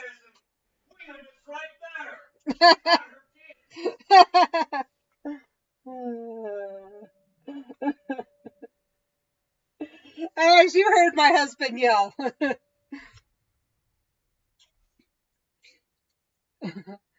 So, and I think that's another part of it. It's that when you free the brain to learn, you allow it to learn. And you allow it to create. And so that's what I wanted. Honestly, that's what I wanted for my kids from the time they were born. Can you get me a measuring tape too? Measuring tape? Like a soft one? Okay. Mindy can tell you why.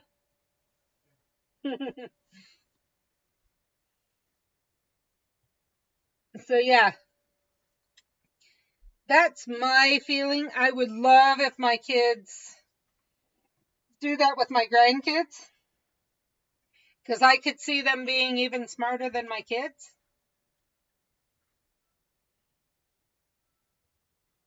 Because they'd be raised by a parent who is amazing.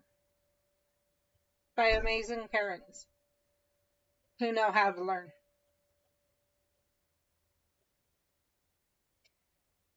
And so I could see them going even farther than my kids. But that'll be up to my kids. That's another thing that I've determined is I'm not going to be the grandparent trying to parent the grandkids. It frustrates the heck out of me when kids are of age and they're treated like they're little kids and they don't know how to do anything. That was one thing that I determined from early on is once my kids were of age, I wouldn't kick them out, but they would be prepared for the world. And that's my key is I wanted my kids prepared for if I wasn't there. And I think that's a big part of why from the time they were born, or, basically born, I didn't ever put them in situations that they weren't ready for. So obviously a baby, there's not much you can do to teach. as in making them do things. But I talked to them. I read to them. I put them in situations they could learn by observing without being at risk. And then as they proved certain things, honestly, by 6 months old, most infants and toddlers, you can distract by putting something they enjoy in front of them, especially if they're throwing a tantrum. And they'll forget about it really quickly.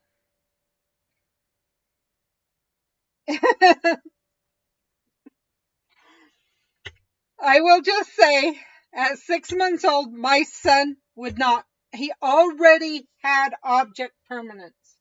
If I took something from him 5, 10, 15, 20, 30 minutes later, he would still remember that object. And he knew it existed. And it didn't matter what you did to try to distract him. He would throw a fit until he got what he wanted. And I'm talking the full-blown 3-year-old toddler fit. Arms flailing, legs flailing, screaming and yelling. And I had someone from one of our young Teach You to Learn children. It's called Early Head Start here. And the people who come help have been trained as early childhood teachers and whatever else. And they insisted, see, here's what you do. And I said, go for it. And they tried. And they tried. And they tried. And they finally looked at me and said, would you come take care of your child? And I said, are you going to let me do it the way I know it needs to be done? He needs to be in timeout. And they're like, any other child I wouldn't agree with. But you've just proven to me exactly what you've been trying to tell me. Yes, put this child in timeout. So I had a 6-month-old that had to go into timeout. The benefit of that was exactly. And that was my oldest. The benefit of that was, though, because he was so young, his brain was still forming very quickly. And so it didn't take very many times of timeout before he realized. And so timeout, the way I would do timeout is he'd have to sit on my lap in a dark room. So the darkness would shut off his senses so he could calm down and think. And sitting on my lap was to keep him safe. If I couldn't go in a dark room, it was on my lap looking into a corner or something. I was always holding him when he was in those timeouts. And it was to keep him safe. Because he was 6 months old. I'm not about to put him in a room by himself. But because of it, we didn't have the terrible 3s or terrible 2s. In fact, we had a few weeks to a few months. And then he realized that he had to live within that box. And we were able to progress from there.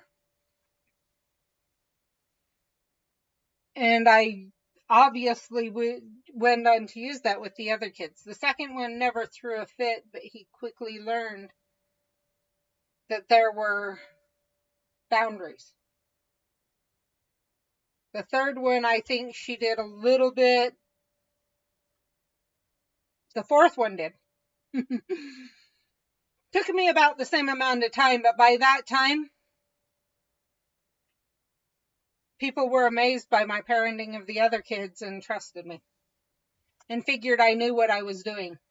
I had 3 other kids who were behaving and would behave better than any other kid. In fact, so I'm a member of the Church of Jesus Christ of Latter-day Saints. And at 18 months, usually we put our kids into a class every Sunday for, it used to be 2 hours at the time. And those kids would go in, or actually the recommendation was sometimes to start bringing them in a little bit early so that they got used to being in there so that the parents could leave.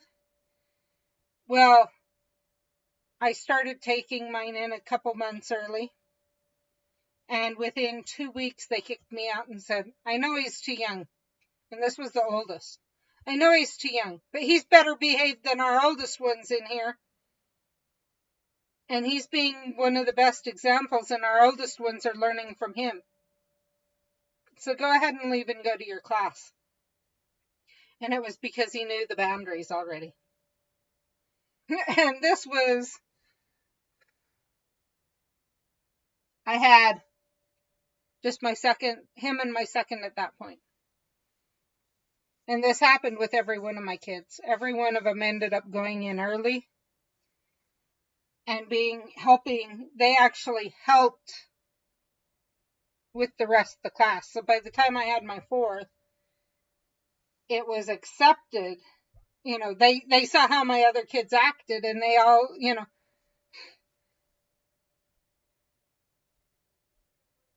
exactly. And they'd let other kids in, even if they weren't good kids. But until they were 18 months, the parent was supposed to be in there with them. But in my case, they saw that they were going to be fine without a parent in there.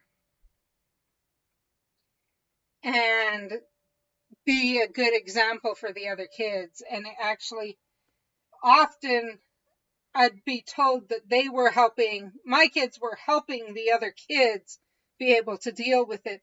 And it made the class easier for the teacher to have my kids in the class. And I've heard that all the way through. From the time they were 18 months old, 16 months old, usually 15, 16 months old. They were. Honestly, in church, they looked forward to getting my kids. Except for the youngest. The youngest, they would look forward to the youngest, but I'd always have to give the warning that, especially for him, they had to lay down the law or they were going to be in trouble. And as long as they listened, they were good. But school, even in school, I would hear that from teachers.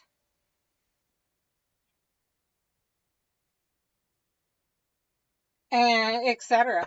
I'm still that my kids, they loved having my kids in class. They were some of the kindest, most caring, listened to the rules, etc., even if the rest of the class was going crazy. But they also welcomed everyone and were friends with everyone. And basically, the impression I'd get from the teachers was that my kids, other than turning in their homework, were the kids that every teacher wanted to have in their class. If every kid could be like that, the teacher's job would be a breeze type idea. And that was always nice to hear, except for the fact that they wouldn't turn in their homework. And we quickly figured, and I saw when it started, but I saw it a bit late, and it was I gave in to peer pressure. And I started trying to control my kids' schooling rather than make my kids in charge. And eventually I turned it over to my kids, and I'm seeing proof of it now, as even with coronavirus and everything going on with that, the one left in school has turned in has still gotten, most of the time he's getting A's. Sometimes with coronavirus it's gotten lower, but if it gets down to a C or a D, he's aware and he's raising it. And I have it compared to the expected. The parents should be checking the grades at least every week, preferably every couple of days. That's every day or two. That's expected of most parents nowadays. And as I put and it's because I put my kids in charge of their own schooling once I finally realized what the problem was. And it took the kids a number of years to readjust to it. But that's another thing that I would recommend, is going back to an older way of parenting. And that's that really it's not a parent's job to make sure a kid graduates. And that's hard for a lot of teachers and administrators and whatever else to hear these days.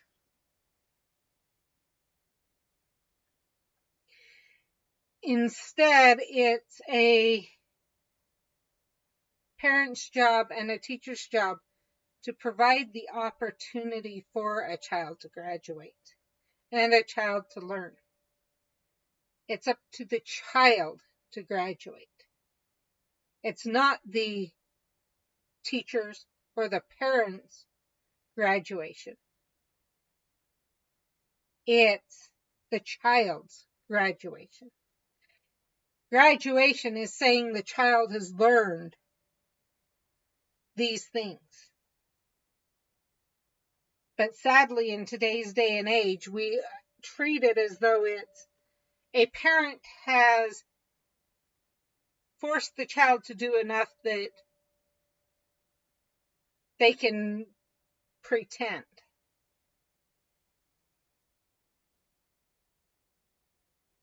And we see that going into college. And I had a lot of college teachers, because I went to college late. I had kids first and then went to college. And a lot of the college teachers are struggling with it, because kids come into their classes not knowing how to learn.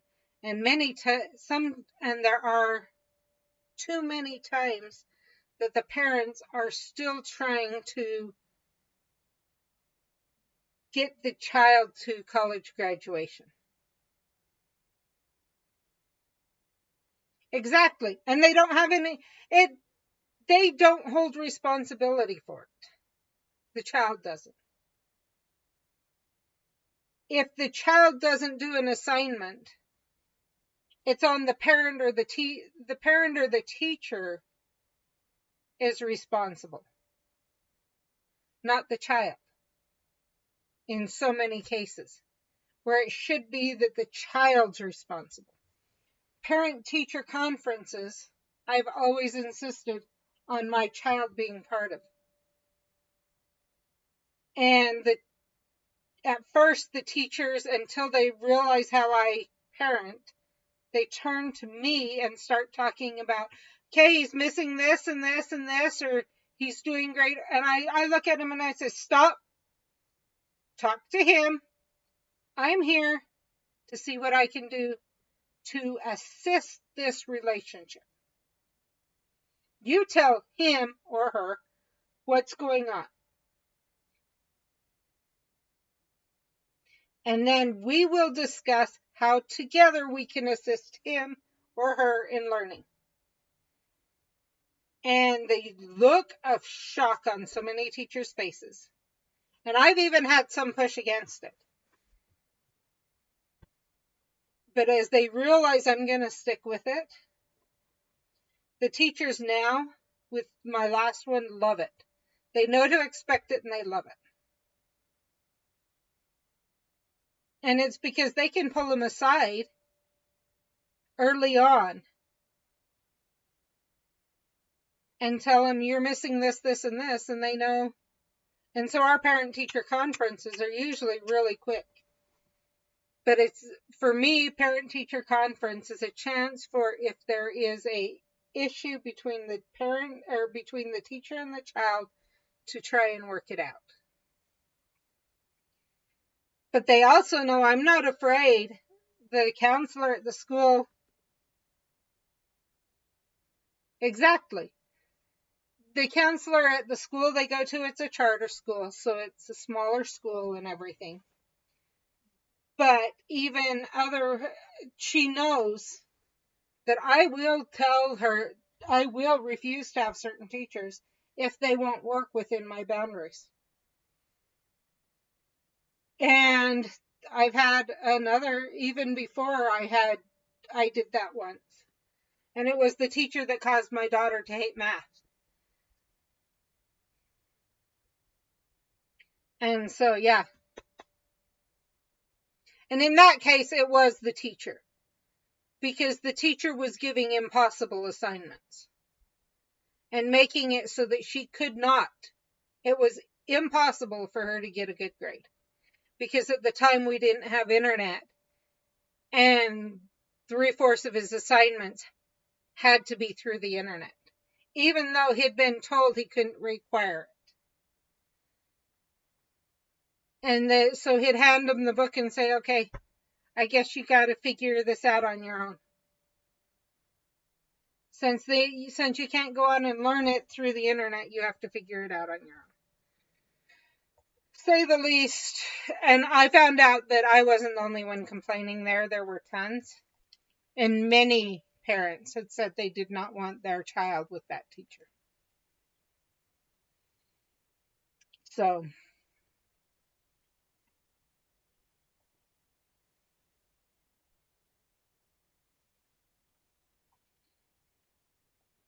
anyway.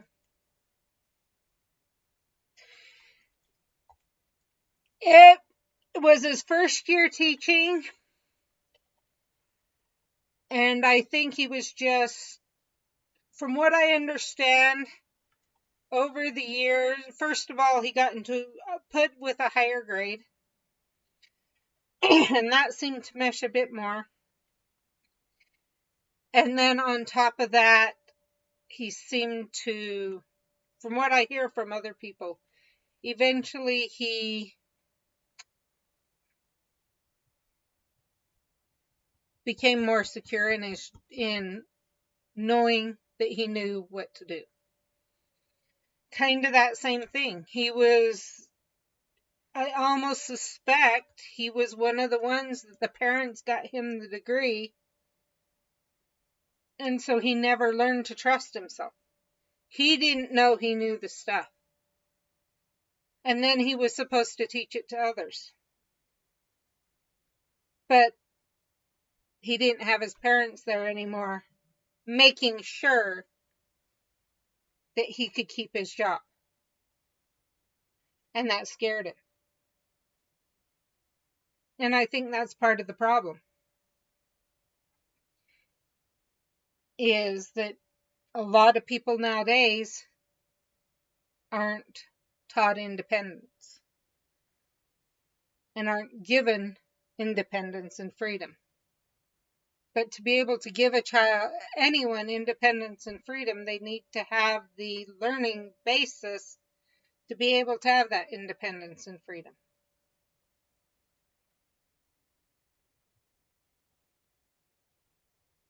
That they can feel secure, that they know what they know. And so they can do what they know. My kids have been given that. They still struggle at times, and they're probably, from what you say, where It sounds like your brother's still in school. You may be about the age of my kids.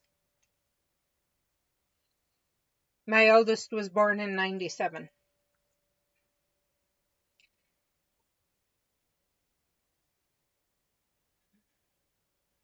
Exactly.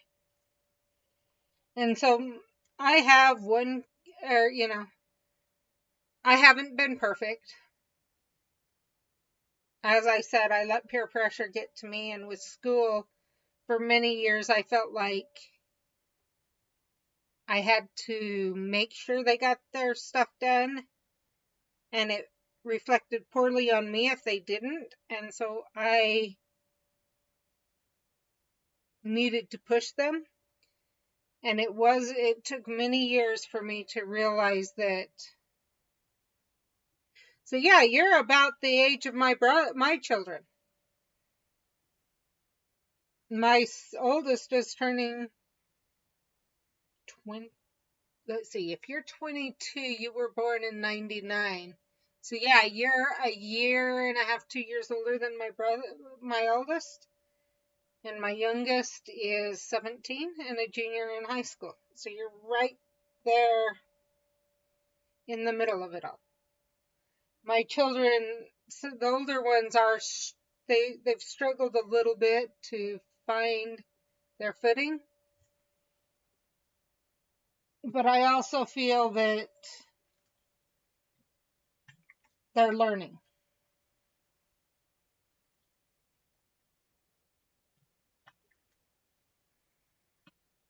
and that they'll get there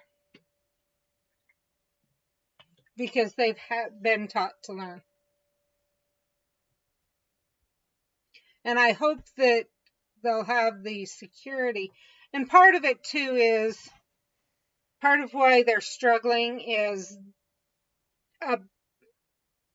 near the end of their high school years slash after they've graduated is when we found out about the Ehlers-Danlos syndrome. And it has affected them to the degree that they wonder, they're trying to figure out what their body will allow them to do. And that's it. What their body will allow them to do. What they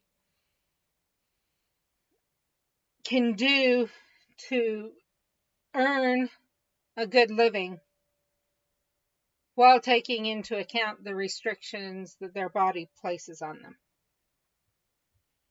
And that's something that it's a little bit harder for me to help them navigate because I don't know the answers there.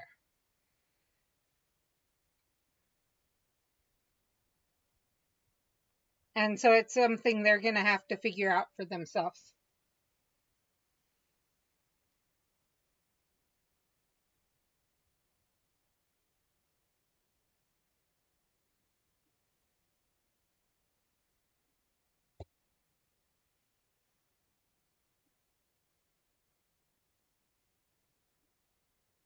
Anyway, we've been on for almost 3 hours. This is one of the longest streams I've done. I've loved it.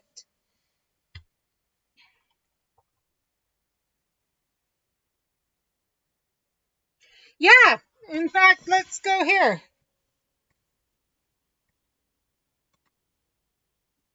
This is an easy way to tell you. No, yeah, that's the right one, I believe. Yeah, it is. Okay, so Ehlers-Danlos syndrome is a connective tissue disorder. All the connective tissue forms wrong. There's a number of, yeah, 2 hours and 53 minutes I've been live. There's a number of different types of Ehlers-Danlos syndrome. We have the hypermobile Ehlers-Danlos syndrome that the gene has not been found for yet. They're looking for it.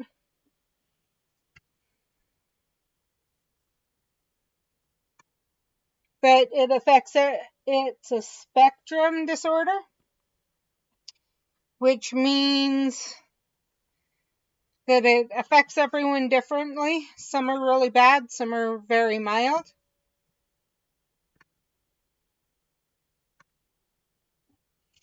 And so that's part of what the trying to figure out what to do lies in.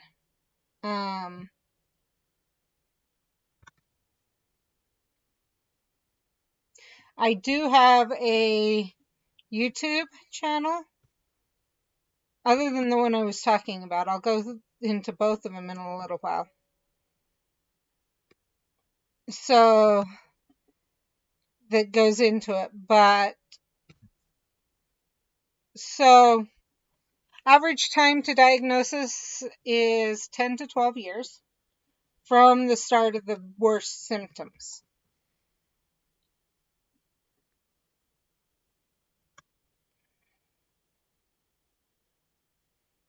And we're in Awareness Month right now.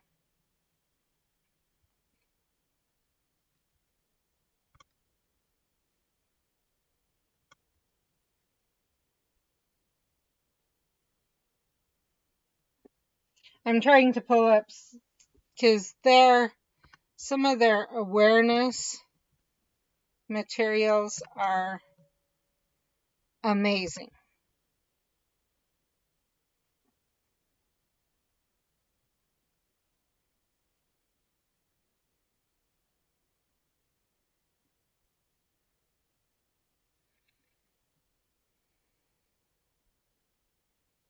Okay, what is it? A group of connective tissue disorders that can be inherited.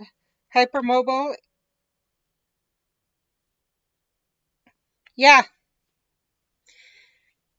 For me, it was something like 3 to 5 years. So it was shorter. My son, my second oldest has the worst symptoms of my kids, and his was about the same amount of time, about something like that. So when he was 15, he started having major stomach issues, stomach pain. No one could answer it. It felt like gallbladder type attack thing, or appendix. No one could answer it. He went to the specialist, and he was having rib pains and other joint issues and everything else. Well, no, first it started with the stomach, and eventually it was found out he had a rice sensitivity that was setting it off. And so we cut rice mostly out. He could have it like once a month, but if he had it more than once a month, he'd have trouble. A year or two later, he started having rib pain, pain in his joints, things like that. And it was getting worse and worse. And we were trying to figure out what was going on. Even the children's hospital around here couldn't answer it. It wasn't arthritis, but it was like arthritis, and they didn't really give much answers. At 18, we went to my rheumatologist, who had diagnosed me with psoriatic arthritis, thinking it was the same thing. And he realized it was hypermobile Ehlers-Danlos syndrome. And a week later, when I had a follow-up with him, he changed my diagnosis from psoriatic arthritis to hypermobile Ehlers-Danlos syndrome. And that's actually pretty common with Ehlers-Danlos syndrome, is to be given a diagnosis, and then maybe a change in diagnosis, and a change in diagnosis until you get to Ehlers-Danlos syndrome. Exactly.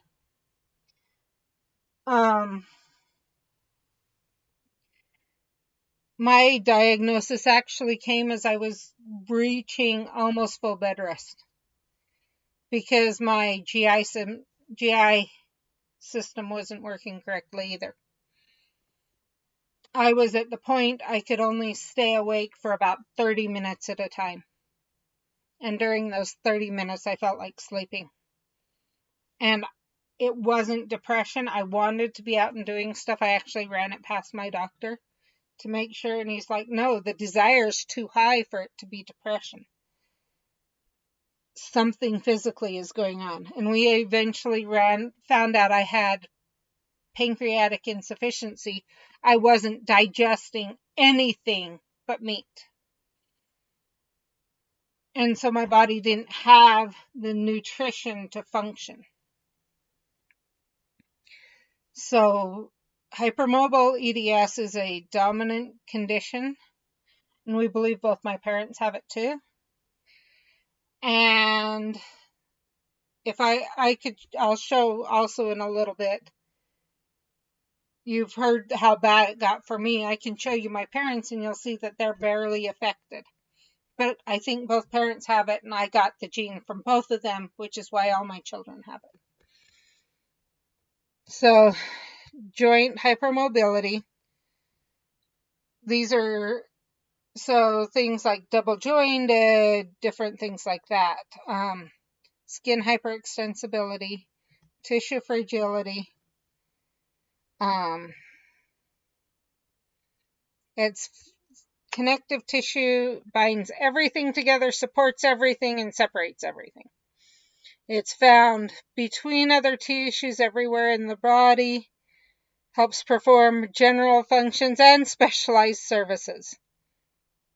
And this is affected. And it affects so many things, areas that might seem to be unrelated. So the sooner you can find out, the sooner you can treat mild symptoms and hopefully keep them mild. There's 13 different subtypes. Actually, I think it's 14 now because I think there's one they haven't named yet. And there's different criteria for each of them. And each person's experience is different than anyone else's. I could go through and have each one of my children tell you and me tell you our stories of how it affects us. And each one of us would tell you something different. And that's in one family. And then there is the hypermobility spectrum, which is a little bit minor. It's not supposedly quite as severe. So,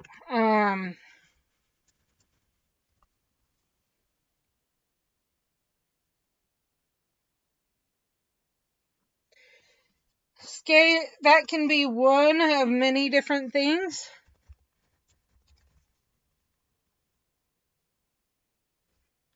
But it could be a hint. So if you look up SK Poem, this is my Harry Potter channel.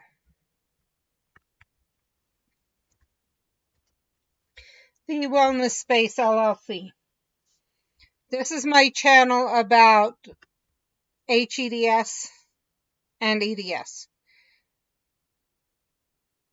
I have different playlists, the works here. Explains more about EDS, etc. I hopefully in the next few days to weeks, or a few days, maybe within a week, we'll be putting up a whole bunch of videos about EDS. But I have some playlists that can help figure that out. EDS diagnostic criteria is a huge one for understanding the different or maybe not symptoms, but what can lead to that diagnosis. Now, I told you I'd show you after hearing how severe my eye was. Let's see. This is my dad.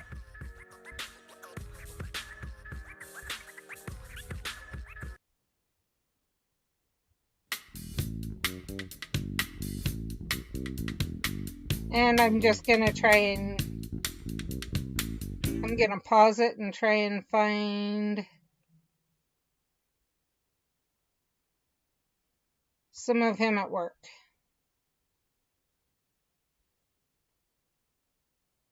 Okay, that one's not one where it shows him at work. So let's go here and see if we can find.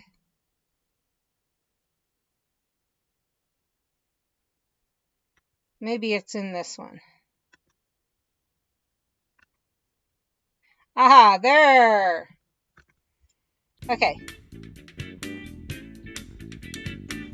You can imagine the work that takes. Tom, everybody has a story to tell, and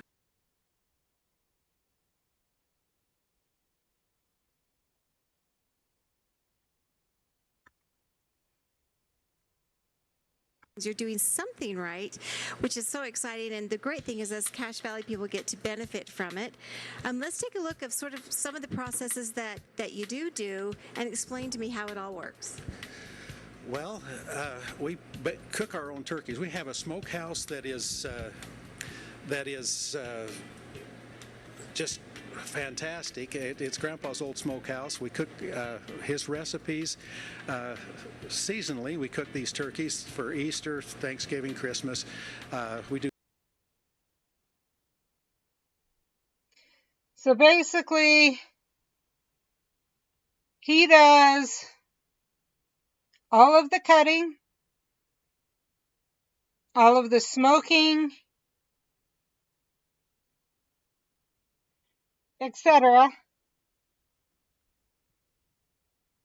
Because there's certain times of years, They cut their own times of the meats. year They that you make their have own French more dip. people just dropping by all the This time, is and you might get made caught unawares. And specifically in the this is such a store. great This is thing my to have mom. on hand. You've got the meat ready to go, you've got the salads, We and then don't you've do got the the rolls, and salads, you can but feed we people at the spur of the moment, and yet get the rolls from. Oh, here you can see Dad it'll doing some of the still processing. taste homemade. And as my son-in-law says, the reason We like it. We get the rolls from a local. Oh, there's still more of Dad. why your food tastes so From good a is because local you can taste place the love. And I get that that that if they're that you raw put love and in we cook every them. piece of beef that you cut or smoke or bake. You know, it's maybe not good to have a lot of pride, but I think this is my name, and if I wouldn't serve it, and I've told this to my people that cut, if I won't eat it, I don't want it in there. You tell a good sausage maker. And when he says by cut, it's just some of the other deli workers there. But he does a lot of the boning out and everything else. So you can see it hasn't affected them near as much as it has me. Obviously, a lot of physical work going in there.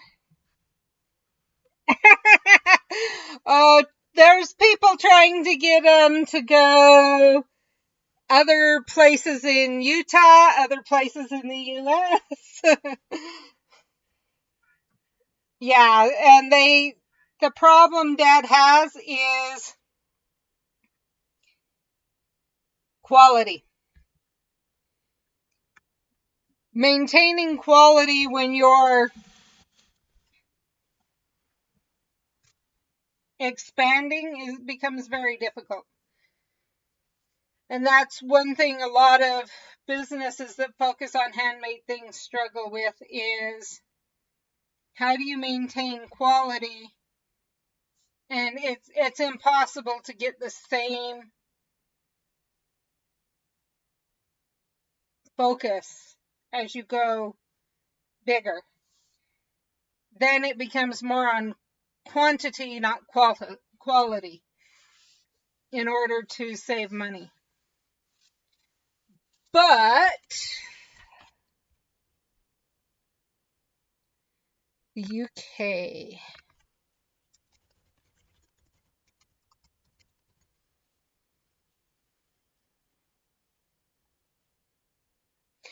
Have you heard of Fred Horlocker?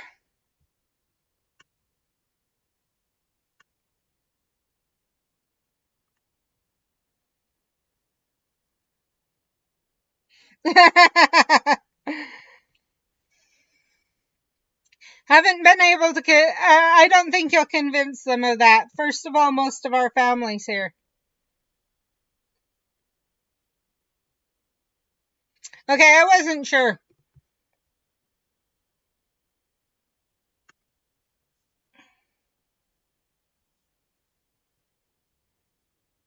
That's why. So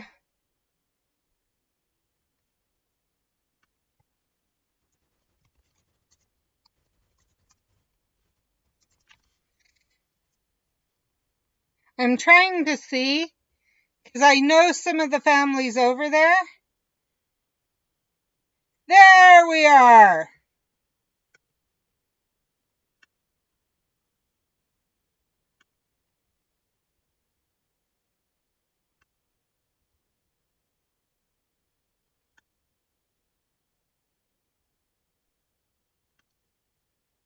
Oh well.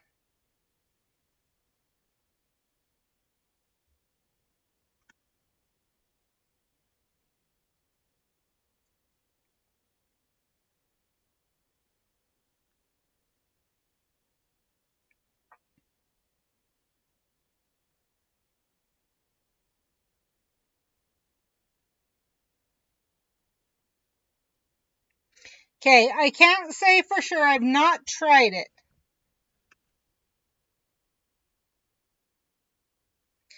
But I believe this place has the same recipes that my family uses.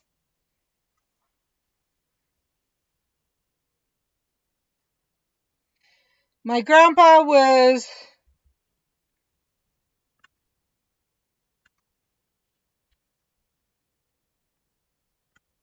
my great grandpa, whose recipes we use.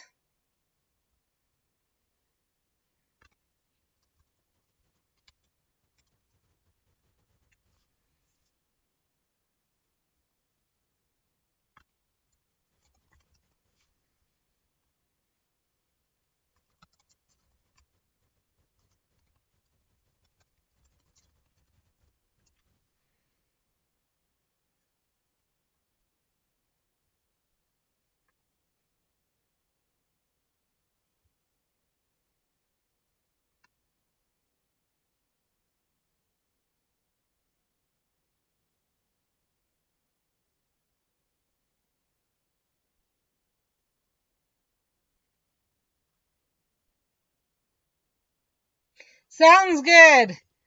I can't say for sure, but I think so. My great grandpa was born in Dublin, in the meat or sausage factory.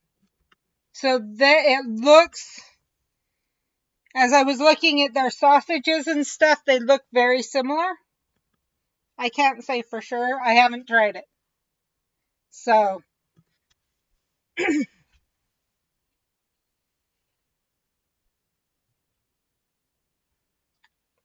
but yeah, I was just showing you not so much to sell it, but to give you an idea of the.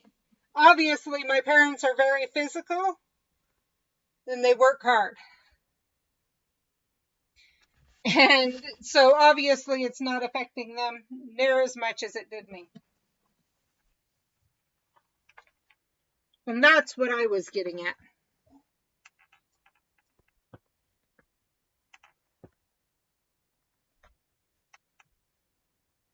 And honestly, my dad, his recipes are generally ones that were passed down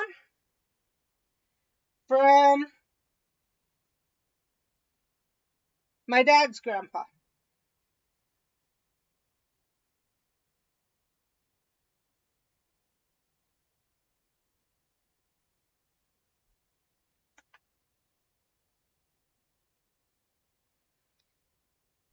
And so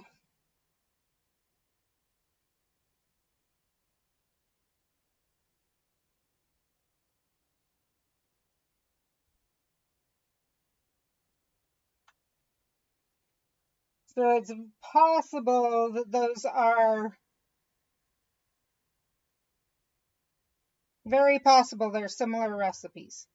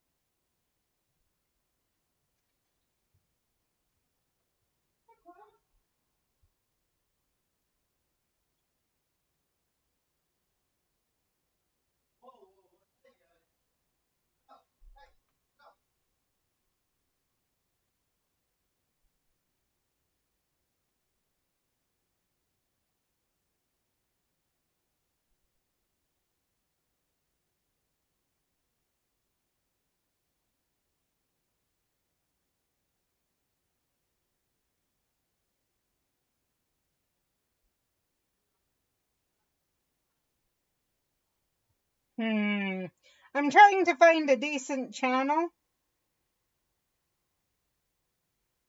that I want to raid, but I'm starting with my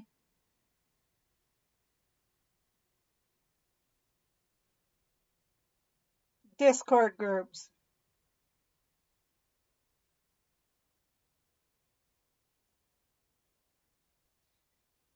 I'm not seeing any that way. Let's come see this way. I wondered if he was live.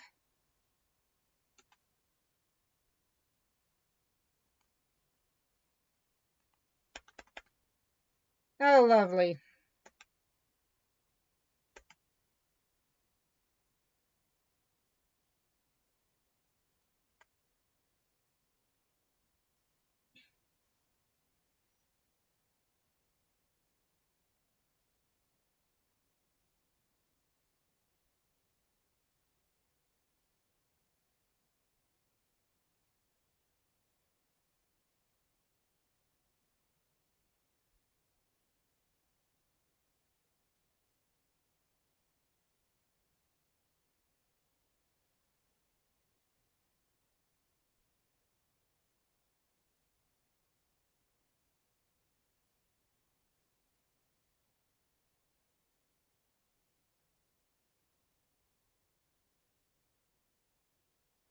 Okay, there. Now we're behaving, hopefully.